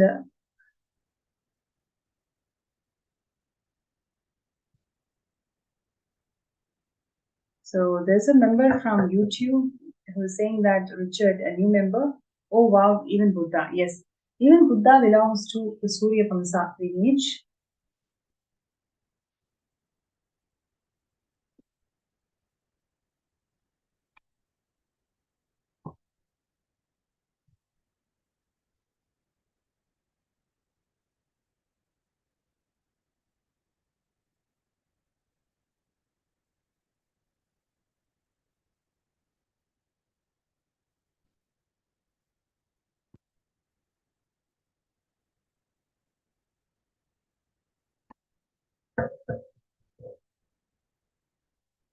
Okay, so we have a few folks who are requesting for third eye scan. Okay, so that's Why Chun Yip. Please scan me. Okay, thank you so much. So I request Why Chun Yip to please be seated with your head, neck, and spine in the straight line. And requesting you to chant the Mahavakya. Om Nithyananda Paramashivam. Om Nithyananda Paramashivam. Om Nithyananda Paramashivam.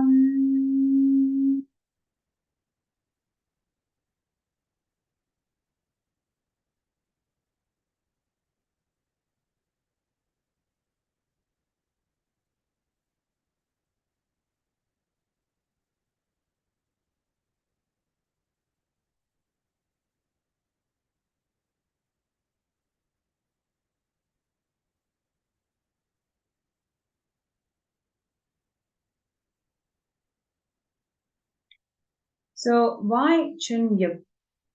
First thing that Swamiji showed in the third eye is your relationship with your mother, right? So I request you to take this time today for the next 48 hours. I want you to write down all the moments when you felt that your mother has let you down. Actually, you will start seeing more and more you write all these incompletions. You'll start seeing many of these incompletions you are actually projecting on Swamiji also. The incompletions that you cherish with your mother, unconsciously you are actually putting that same doubt, same self-hatred, all of that on Swamiji also. This is the reason why you're not able to manifest a breakthrough, especially in the wealth dimension. Right? Moment you complete with your mother, you will simply see all the incompletions and doubts and questions, whatever you're posting, it is all coming from this incompletion that you had with your mother. Right? So I request you to do the completion in the next 48 hours itself, and you will see the obstacles, whatever is stopping you from manifesting SJP, you will see you are already an SJP. You already have the possibility of becoming an SJP. You need to simply take the action, right? So I request Y Chun Yip to take next 48 hours to bring completion in your mother and your family and take steps towards SJP. Right, and anybody else who would like to listen to a scan, you can actually post that in the MPSN group. And if you've already received the scan and if you've taken some steps, you can also post that.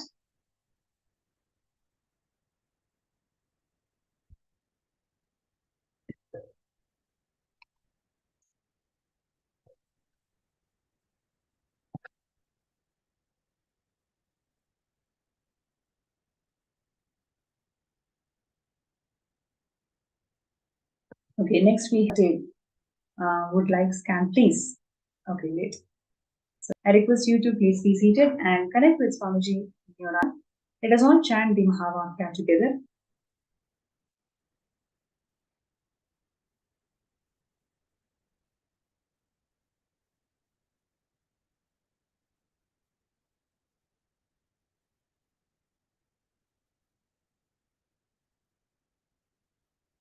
Om Nithyananda Paramashivam. Om Nithyananda Om Nithyananda Paramashivam.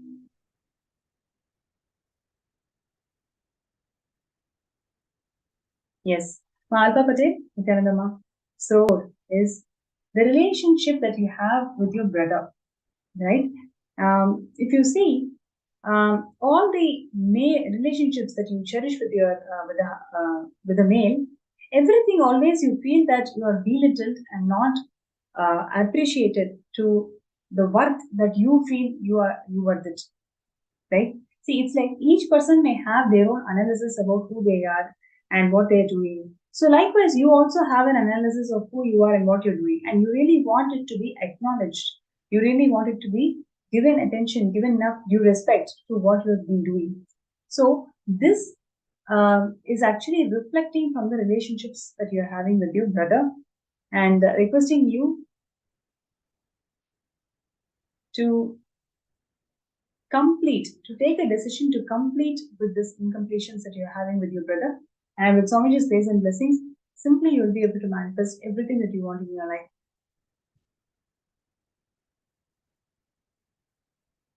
Right. And Hiranmai, can you scan me, please? Yes. Hiranmai, I would like to know what happened after my last scan. And remember, I've told you certain things to be done in the previous scan. So would you like to share about the steps that you've taken towards that?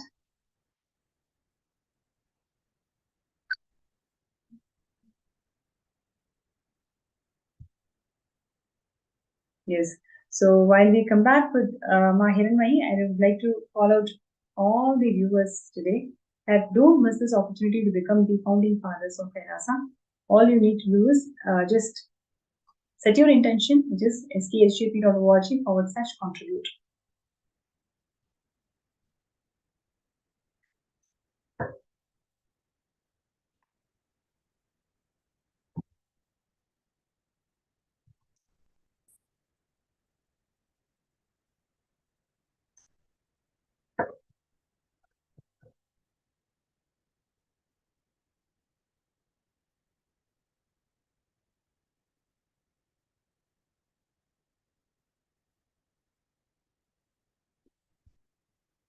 So requesting everybody to be part of this grand happening of Kailash. where literally gods and goddesses are going to be manifested, who's going to govern the whole Kailasa ecosystem by the blessing of Swamiji. So requesting everybody to take this decision, whatever is holding you, whatever insecurity is stopping you, just make it redundant by you signing up, you setting the intention to become the SJP.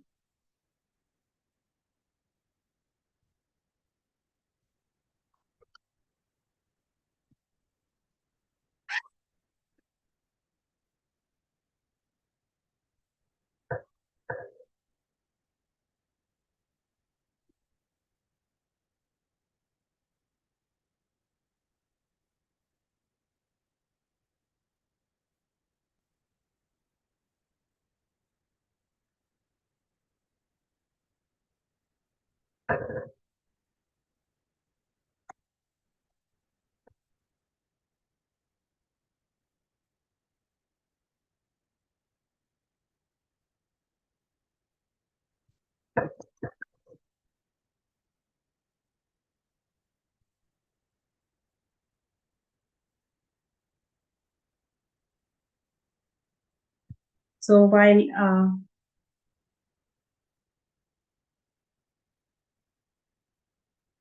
okay, so while we are waiting for all the participants to take a moment to sign up in the Sarvangapita, would like to remind all the participants every decision that you make consciously, Swamiji is going to support that decision, and with this blessings you'll be able to manifest it. So requesting all to take this decision that you're going to manifest it no matter what obstacle comes, you're going to be there, setting that intention strongly, focusing and working with the intensity that you want to become the Sanatpita Yajman.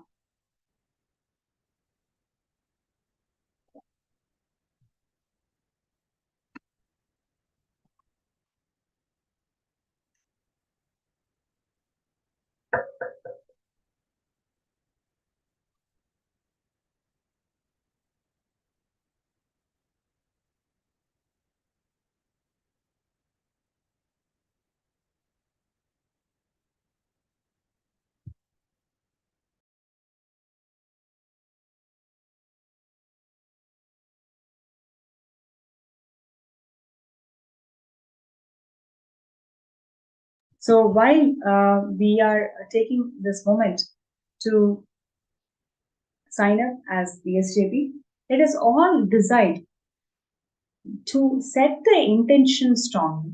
Swamiji has time and again told that if you take one step, Swamiji will take million steps for you. So you take that step to become part of SJP by signing up an intention, and you will see with Swamiji's grace and blessings, everything that you want in your life will simply start manifesting.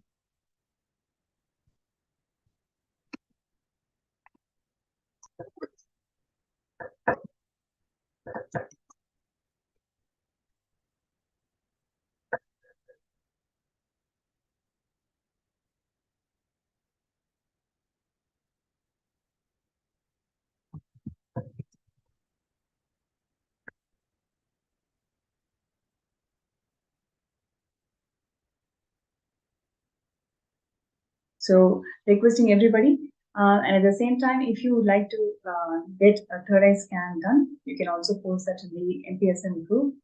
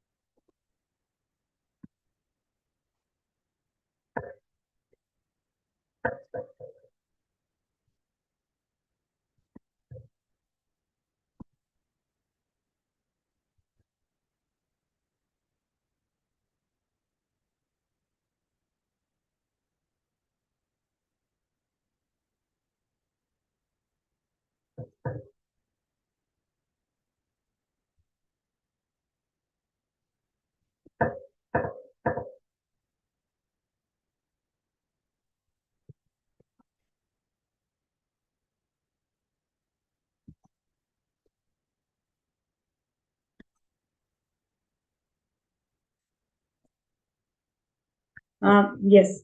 So requesting all the participants out there to take this moment to sign up and be part of Sarvanipita Yajman. And there are so many of the participants in Sarvanipita Yajmans. They have just shared how blessed they feel after they take the decision, because you can see right after you make the decision to become the Sarvanipita Yajman, all the things around you will start aligning towards this. It's because of the power of blessings that we receive from Swamiji when you sign up an intention. So requesting requesting all the participants out there to please take this opportunity and sign up for skshp.org/contribute.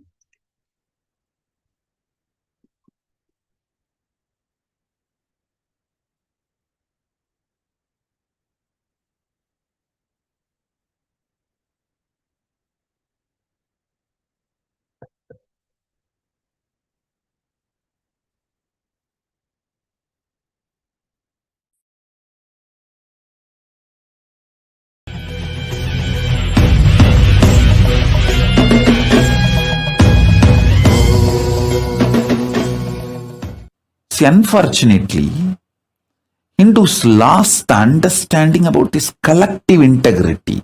See, if a ship has to stay afloat, all the mechanisms in that ship need to stay integrated. It can be the maintenance engineer or the cleaning staff, captain, all the equipments fixed in the ship, everything, the machineries and all human beings, all of them need to be integrated for the ship to stay afloat. For the ship to afloat and reach the place where it need to reach, everyone in the ship need to be integrated. It's called collective integrity. A maintenance engineer cannot think, oh, I have done my job, but the fuel manager is not doing his job, or the cleaning person is not doing his job. So if the ship sinks, I will not be blamed. I will not be questioned. I am safe. Let whatever happens to others, or whatever others do or don't do, what is there for me? That level of integrity will not work for the ship to stay afloat. This is exactly done by the Hindus. In the modern day, everyone says, oh, I have tried my best, I have done my best, but others are not doing. What can I do? I have seen this as a typical mold, same narrative. Whether it comes to reclaiming the political legitimacy of the Hindus, or reclaiming their temples, or reclaiming their organizations and religious freedom, or any guru's organizations running. Please understand, any problem Hindus are facing. So whether you ask the Hindus, why are you living a slavery life? Why you don't have a religious freedom? Why your temples are not under you, it's under the government? Why your temple wealth is not used for running gurukuls, the Hindu schools? Why your temple wealth is not being used to develop and spread Hindu medicines? Why you guys are not having any respect for the greatest and oldest jurisprudence, the Hindu law Manusmriti?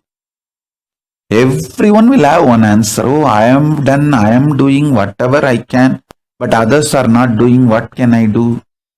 Exact answer. A maintenance engineer in a ship, if he gives, what will happen to the ship?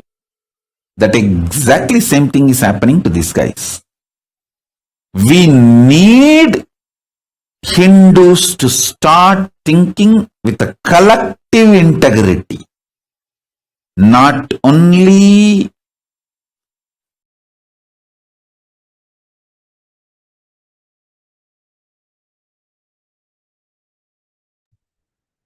Yes. So we need Hindus to radiate that collective integrity Each one of us, let us all get out of this criminal negligence that somebody is going to contribute.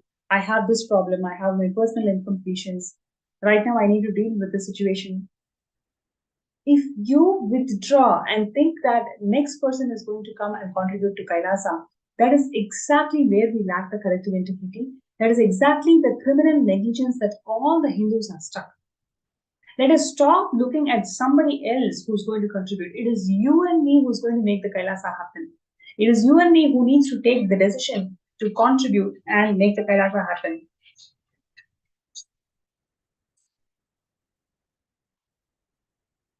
So your decision today to become a part of the founding fathers of Kailasa, you are breaking, literally burning negligence that is instilled in the bone marrow of Hindus today. That is exactly why we are suffering so much. When Swamiji has single-handedly made the Hindu nation happen, it is a responsibility of all the devotees, disciples, whoever is watching the segment, whoever is connecting to the concept of Hindu nation. You and me need to decide that everything that we are given, it is simple offering to Paramashiva. If you just do the tyaga of whatever I have, I'm going to offer it to Paramashiva, you will see just in few days, Kailasa is going to be open to one and all. So let us come out of the criminal negligence and let us decide tyaga is the way to manifest life. So with that note, would like to once again call out all the intentions, everybody out there, don't miss this opportunity or sign up in skshap.org/contribute. And with that note, let us all get ready to receive the Bhava Samadhi Darshan of the Nijavatara, the Supreme Pontiff of Hinduism, Bhagavan Nithyananda Paramashivam.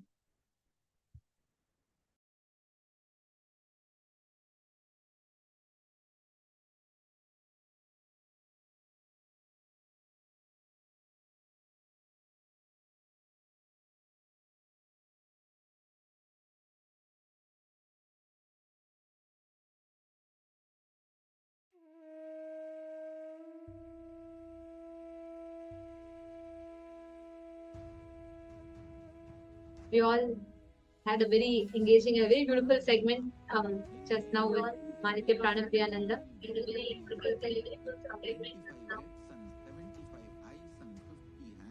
And now it is time for all of us to get ready for one of the most exciting segment that all of us await for. We're going to be entering into the Bhava Samadhi Darshan now. And today we are going to be having darshan of the forms of Paramashiva, of Chandisha Anugraha Murthy, Pashupatastra Anugraha Murthy, and Kiratha Murthy. These forms of Paramashiva and Chakradhana Swarupa Murthy, we're going to be having the darshan of these four forms of Paramashiva today. So let us all get ready and prepare for the Bhava Samadhi Darshan. I request all the participants that are there with us now to please take a few minutes and turn on your cameras and please come back and settle down in front of the screens. And the Bhava Samadhi Darshan is a time where literally we are all going to be raised to the cosmic frequency of oneness with Swamiji. And Swamiji is going to be channeling the different forms of Paramashiva exclusively for all of us. So let's all get ready to receive the Bhava Samadhi Darshan. I request all the participants to please come back and settle down in front of the camera. I request everyone to please take a few minutes.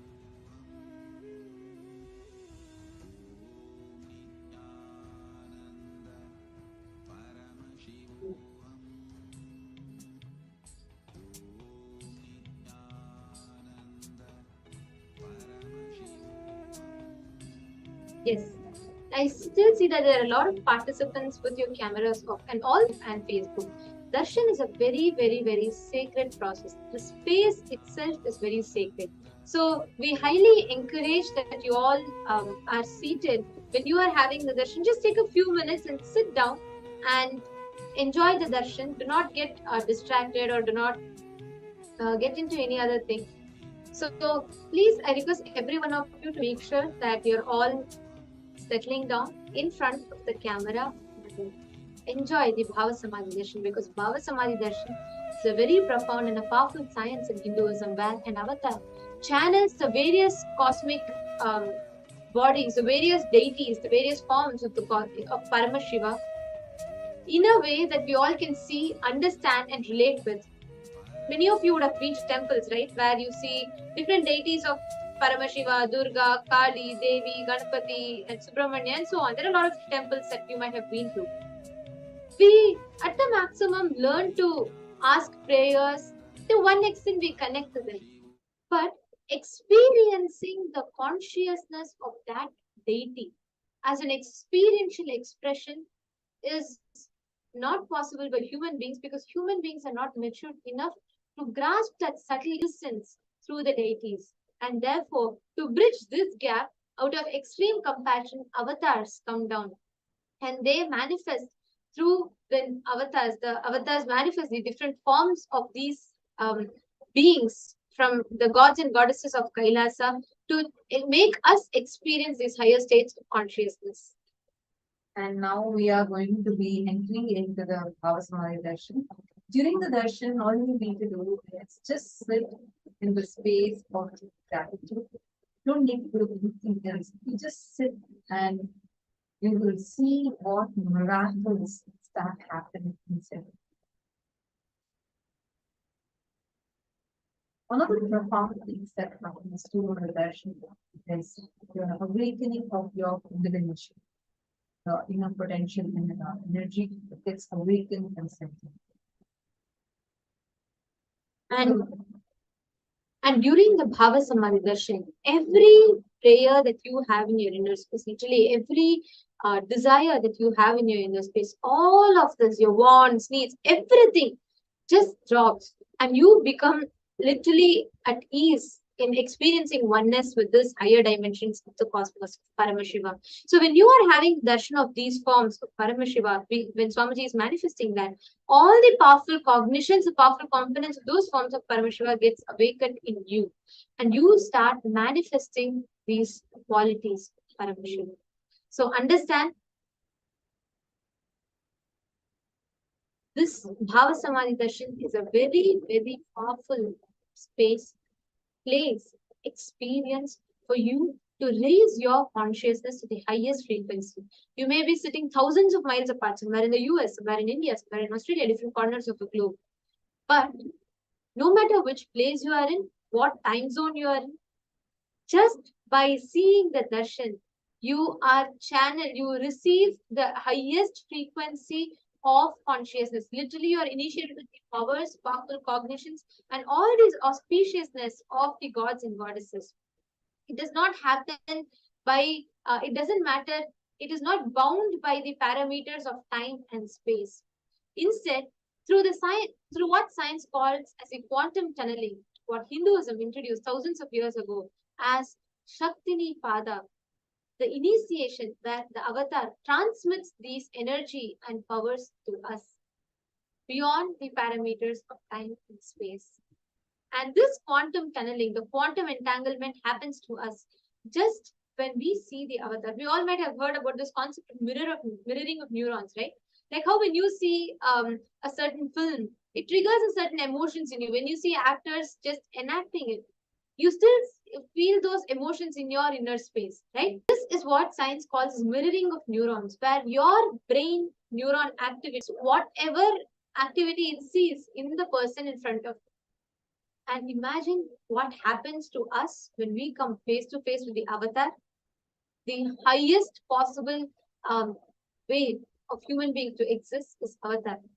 And when human brain comes into face with the avatar, our brain is raised to the highest frequency where you mirror the cosmic neurons of Swamiji. This is what happens during the Bhava Samadhi Darshan. And now let us all get ready to receive the Bhava Samadhi Darshan of Paramashiva. The forms of Paramashiva, the 64, out of the 64 forms, we will be having a darshan of 4 forms of Paramashiva: Chandisha Anugraha Murthy, Chakradana Swarupa Murthy, Pashupata Anugraha Murthy, and Kirata Murthy. Let us all get ready to receive the Bhava Samadhi Darshan now. We will now be chanting the Dhyana Shloka.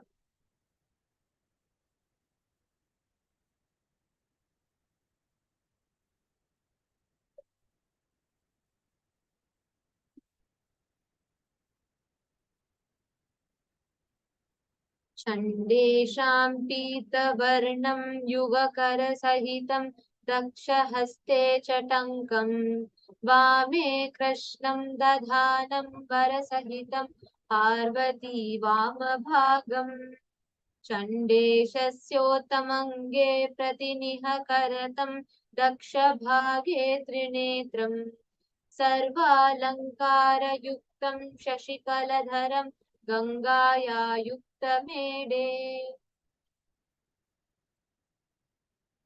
देवस्य दक्षिणं भागे तु चण्डेशं तु प्रकल्पयेत् देवस्य बाहुमत्रेण चण्डेशायाम उच्यते न्यस्तव्योमप्रसादेन चण्डेशो भक्तिसंयुतः चण्डेश्वरं स्वर्णवर्णं फालभूषणभूषितम् देवं शिरसि चण्डस्य लीलया परिशोभितम् चण्डेशानुग्रहं प्रोक्तम् is a form of Paramashivam as Chakradana Swarupa Murthy, where he bestows Bhagavan Vishnu, Narayana, with the chakra.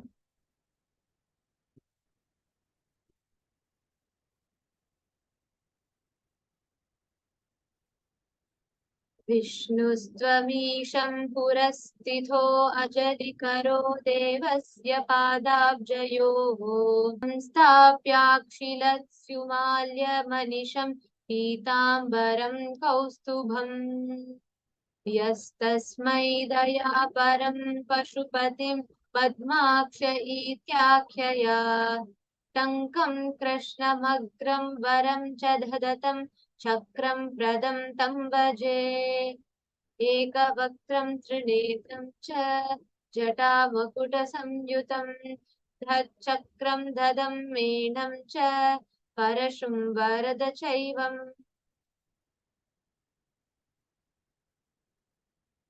दक्षिणे चक्रसंयुक्तं धातृरूपमिथोच्यते देवस्य वामभागे तु श्यामरूपं सुसंस्थितं सर्वाभरणसंयुक्तं पीतवस्त्रोत्तरीयकं शङ्खं चक्रं समायुक्तम् उत्तरे चञ्जलिं स्ययेत् एवं लक्षणसंयुक्तं विष्णुरूपमिहोष्यते. The next form is of Kirat Murthy. चतुर्भुजं त्रिनेत्रं च जटामकुटसंयुतं सर्वाभरणसमायुक्तं दिव्याभरणं समाधृतं धनुर्बाणसयुक्तं रक्तं कृष्णापरशुसंयुतम् उपवीतं समायुक्तं समभागतुनूपुरु वामे गौरीसमायुक्तं दक्षिणे त्वर्जुनस्थितः अर्जुनस्वरूपम् एकवक्त्रं द्विनयनं जटामकुटसंयुतं सर्वाभरणसंयुक्तं कृताञ्जलिपुटस्थितम् एवं कैरात्यमाख्यतम्. Now, in the same space, let us all get ready. Receive the Bhava Samadhi Darshan of Kirata Murthy, Chakradana Murthy, Chakradana Swarupa Murthy, Pashupata Anugraha Murthy, and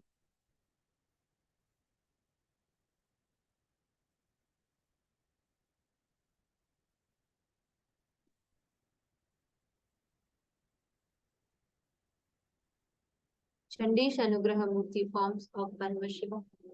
Please sit still.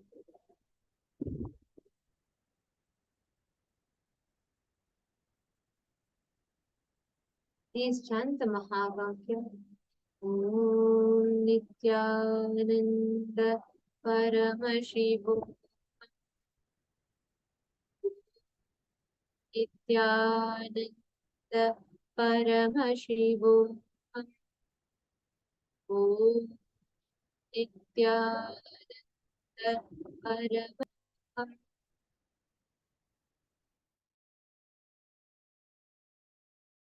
With the divine, with your eyes closed, is meditation. Connecting with the divine With your eyes open is Darshan. Come, let us all now move from meditation to Darshan. Slowly, very slowly, please open your eyes.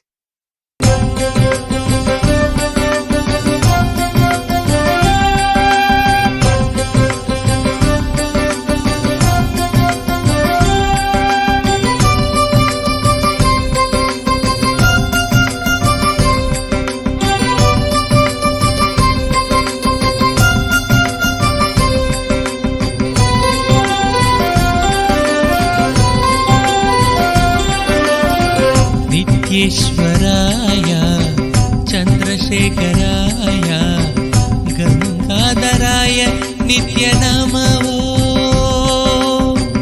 नित्येश्वराय चन्द्रशेखराय गङ्गाधराय नित्यनमो नित्यानन्दाय नित्यबोलो आनन्दशयन Nityanand आनन्द शयन नित्यानन्द हरे हरे बोलो हरे हरे बोलो बोलो नाथा हरे जगदीश शिव गंगाधर नित्य पुरीश बोलो नाथा हरे जगदीश शिव गंगाधर नित्य पुरीश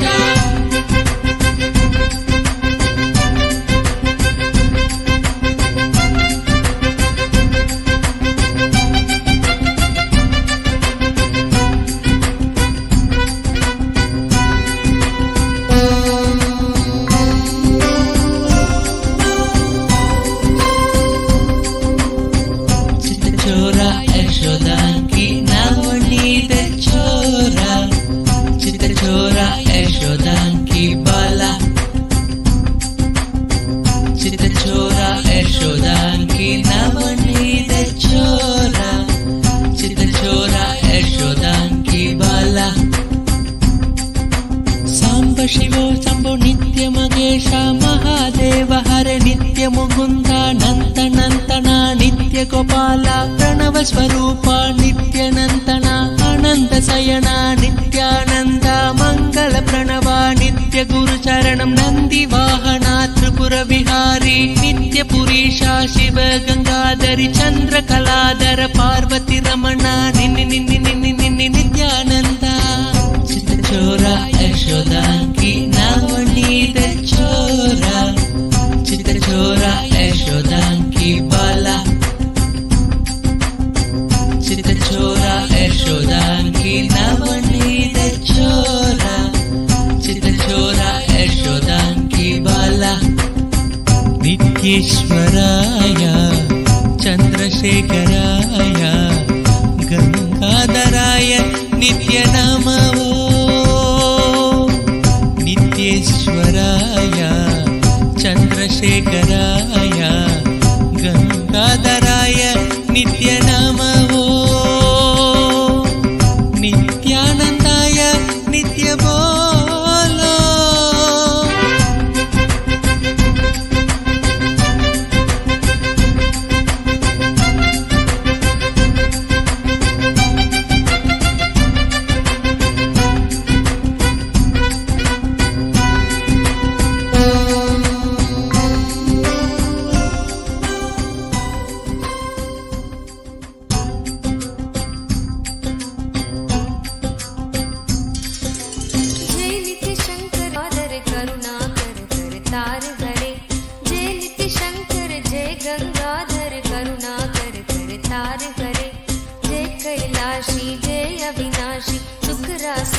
सार हरे जय कैलाशी जय अविनाशी सुख राशि सुख सार हरे जय शशि शेखर जय डमरूधर जय जय प्रेमागार हरे जय शशि शेखर जय डमरूधर जय जय प्रेमागार हरे जय त्रिपुरारी जय मदहारी अमित अनंतरी जय त्रिपुरारी जय मदहारी अमित अनंत पार हरे निर्गुण जय जय सगुण नामय निराकार साकार हरे नित्यानंद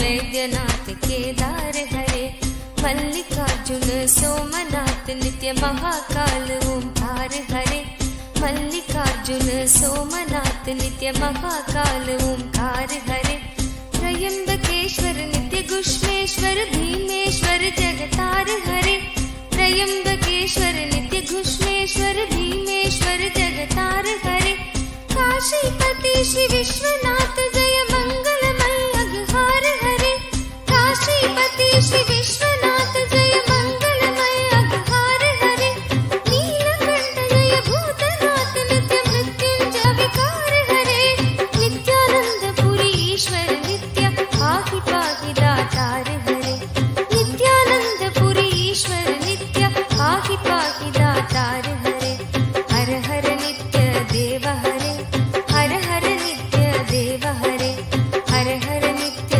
देव हरे हर हर नित्य देव हरे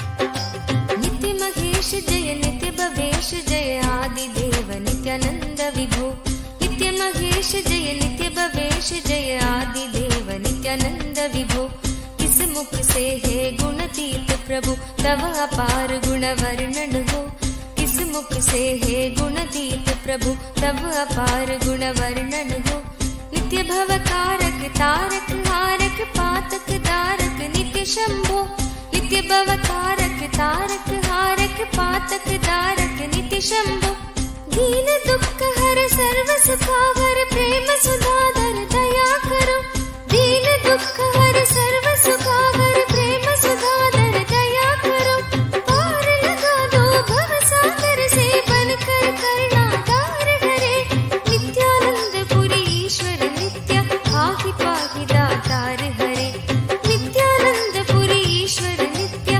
पाहि पाहि दातार हरे हर हर नित्य देव हरे हर हर नित्य देव हर हर नित्य देव हरे हर हर देव हरे जय मन भावन जय अति पावन शोक नशावन नित्य शंभो जय मन भावन जय अति पावन शोक नशावन नित्य शंभो विपद विदारण अदम उबारण सत्य सनातन नित्य शंभो विपद विदारण अधम उबारण सत्य सनातन नित्य शंभो सहज वचन कर जलज नयन वर धवल वरण तन नित्य शंभो सहज वचन हर जलज नयन वर धवल वरण तन नित्य शंभो मदन कदन पर पाप हरण हर चरण मनन धन नित्य शंभो मदन कदन पर पाप हरण हर चरण मनन धन नित्य शंभो विभसन विश्वरूप प्रलयंकर जग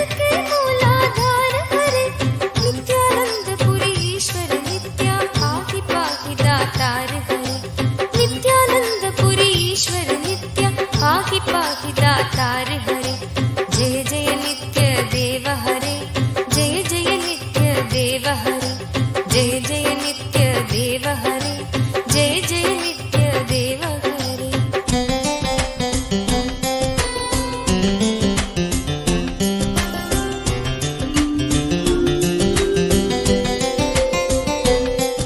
भोलानाथ कृपालु दयामय ओटर दानी नित्य योगी भोलानाथ कृपालु दयामय ओटर दानी नित्य योगी सरल हृदय अति करुणा सागर अकत कहानी नित्य योगी सरल हृदय अति करुणा सागर अकत कहानी नित्य योगी निमिष मात्र में देते हैं नवनिधि मन मानी नित्य योगी निमिष मात्र में देते हैं नवनिधि मन मानी नित्य योगी भक्तों पर सर्वस्व लुटाकर बने मसानी नित्य योगी भक्तों पर सर्वस्व लुटाकर बने मसानी नित्य योगी स्वयं अकिंचन जन मन रंजन पर नित्य पर उदार हरे नित्यानंद पुरी ईश्वर नित्य पाहि पाहि दातार हरे नित्यानंद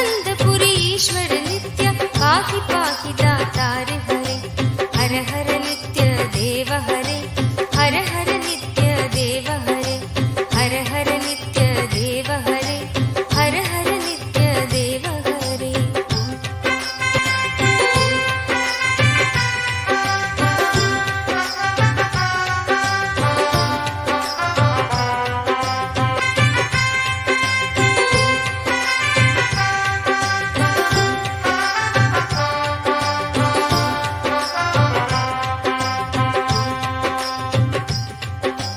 आशुतोष इस मोहमयी निद्रा से मुझे जगा देना, आशुतोष इस मोहमयी निद्रा से मुझे जगा देना, विषम वेदना से विषयों की मायाधीश छुड़ा देना, विषम वेदना से विषयों की मायाधीश छुड़ा देना, रूप सुधा की एक बूंद से जीवन मुक्त बना देना, रूप सुधा की एक बूंद से जीवन मुक्त बना देना, दिव्य ज्ञान भंडार युगल चरणों को लगन लगा देना, दिव्य ज्ञान भंडार युगल चरणों को लगन लगा देना, एक बार इस मन मंदिर में कीजिए पद संचार हरे, नित्यानंद पुरी ईश्वर नित्य पाहि पाहि दातार हरे, नित्यानंद पुरी ईश्वर नित्य पाहि पाहि दातार हरे, जय जय नित्य देव हरे, जय जय नित्य देव हरे, जय जय नित्य देव हरे, जय जय नित्य देव हरे। दानी हो दो भिक्षा में अपनी अनपायनी भक्ति प्रभु, दानी हो दो भिक्षा में अपनी अनपायनी भक्ति प्रभु, शक्तिमान हो दो अविचल निष्काम प्रेम की शक्ति प्रभु, शक्तिमान हो दो अविचल निष्काम प्रेम की शक्ति प्रभु, त्यागी हो दो इस असार संसार से पूर्ण विरक्ति प्रभु, त्यागी हो दो इस असार संसार से पूर्ण विरक्ति प्रभु, परम पिता हो दो तुम अपने चरणों में अनुरक्त प्रभु, परम पिता हो दो तुम अपने चरणों में अनुरक्त प्रभु, स्वामी हो निज सेवक की सुन लेना करुण पुकार हरे, नित्यानंद पुरी ईश्वर नित्य पाहि पाहि दातार हरे, नित्यानंद पुरी ईश्वर नित्य पाहि पाहि दातार हरे, जय जय नित्य देव हरे, जय जय नित्य देव हरे, जय जय नित्य देव हरे, जय जय नित्य देव हरे।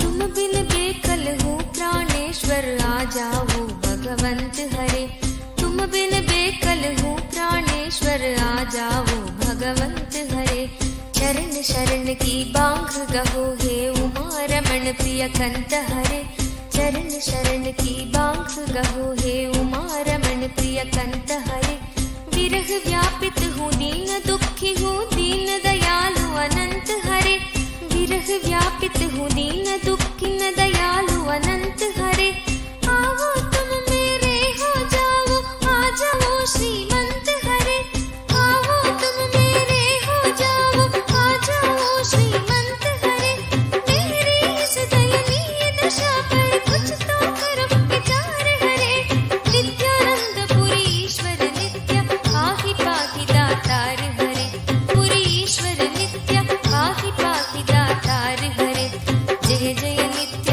देव हरे,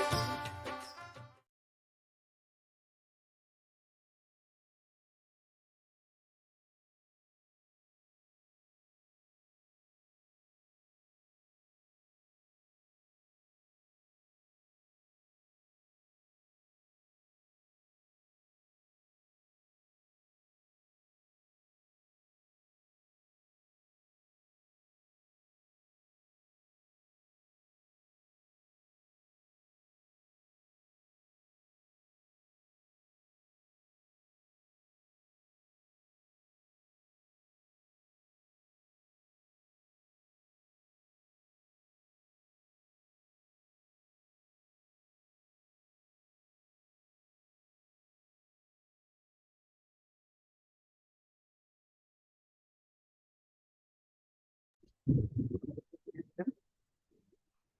just had a beautiful darshan.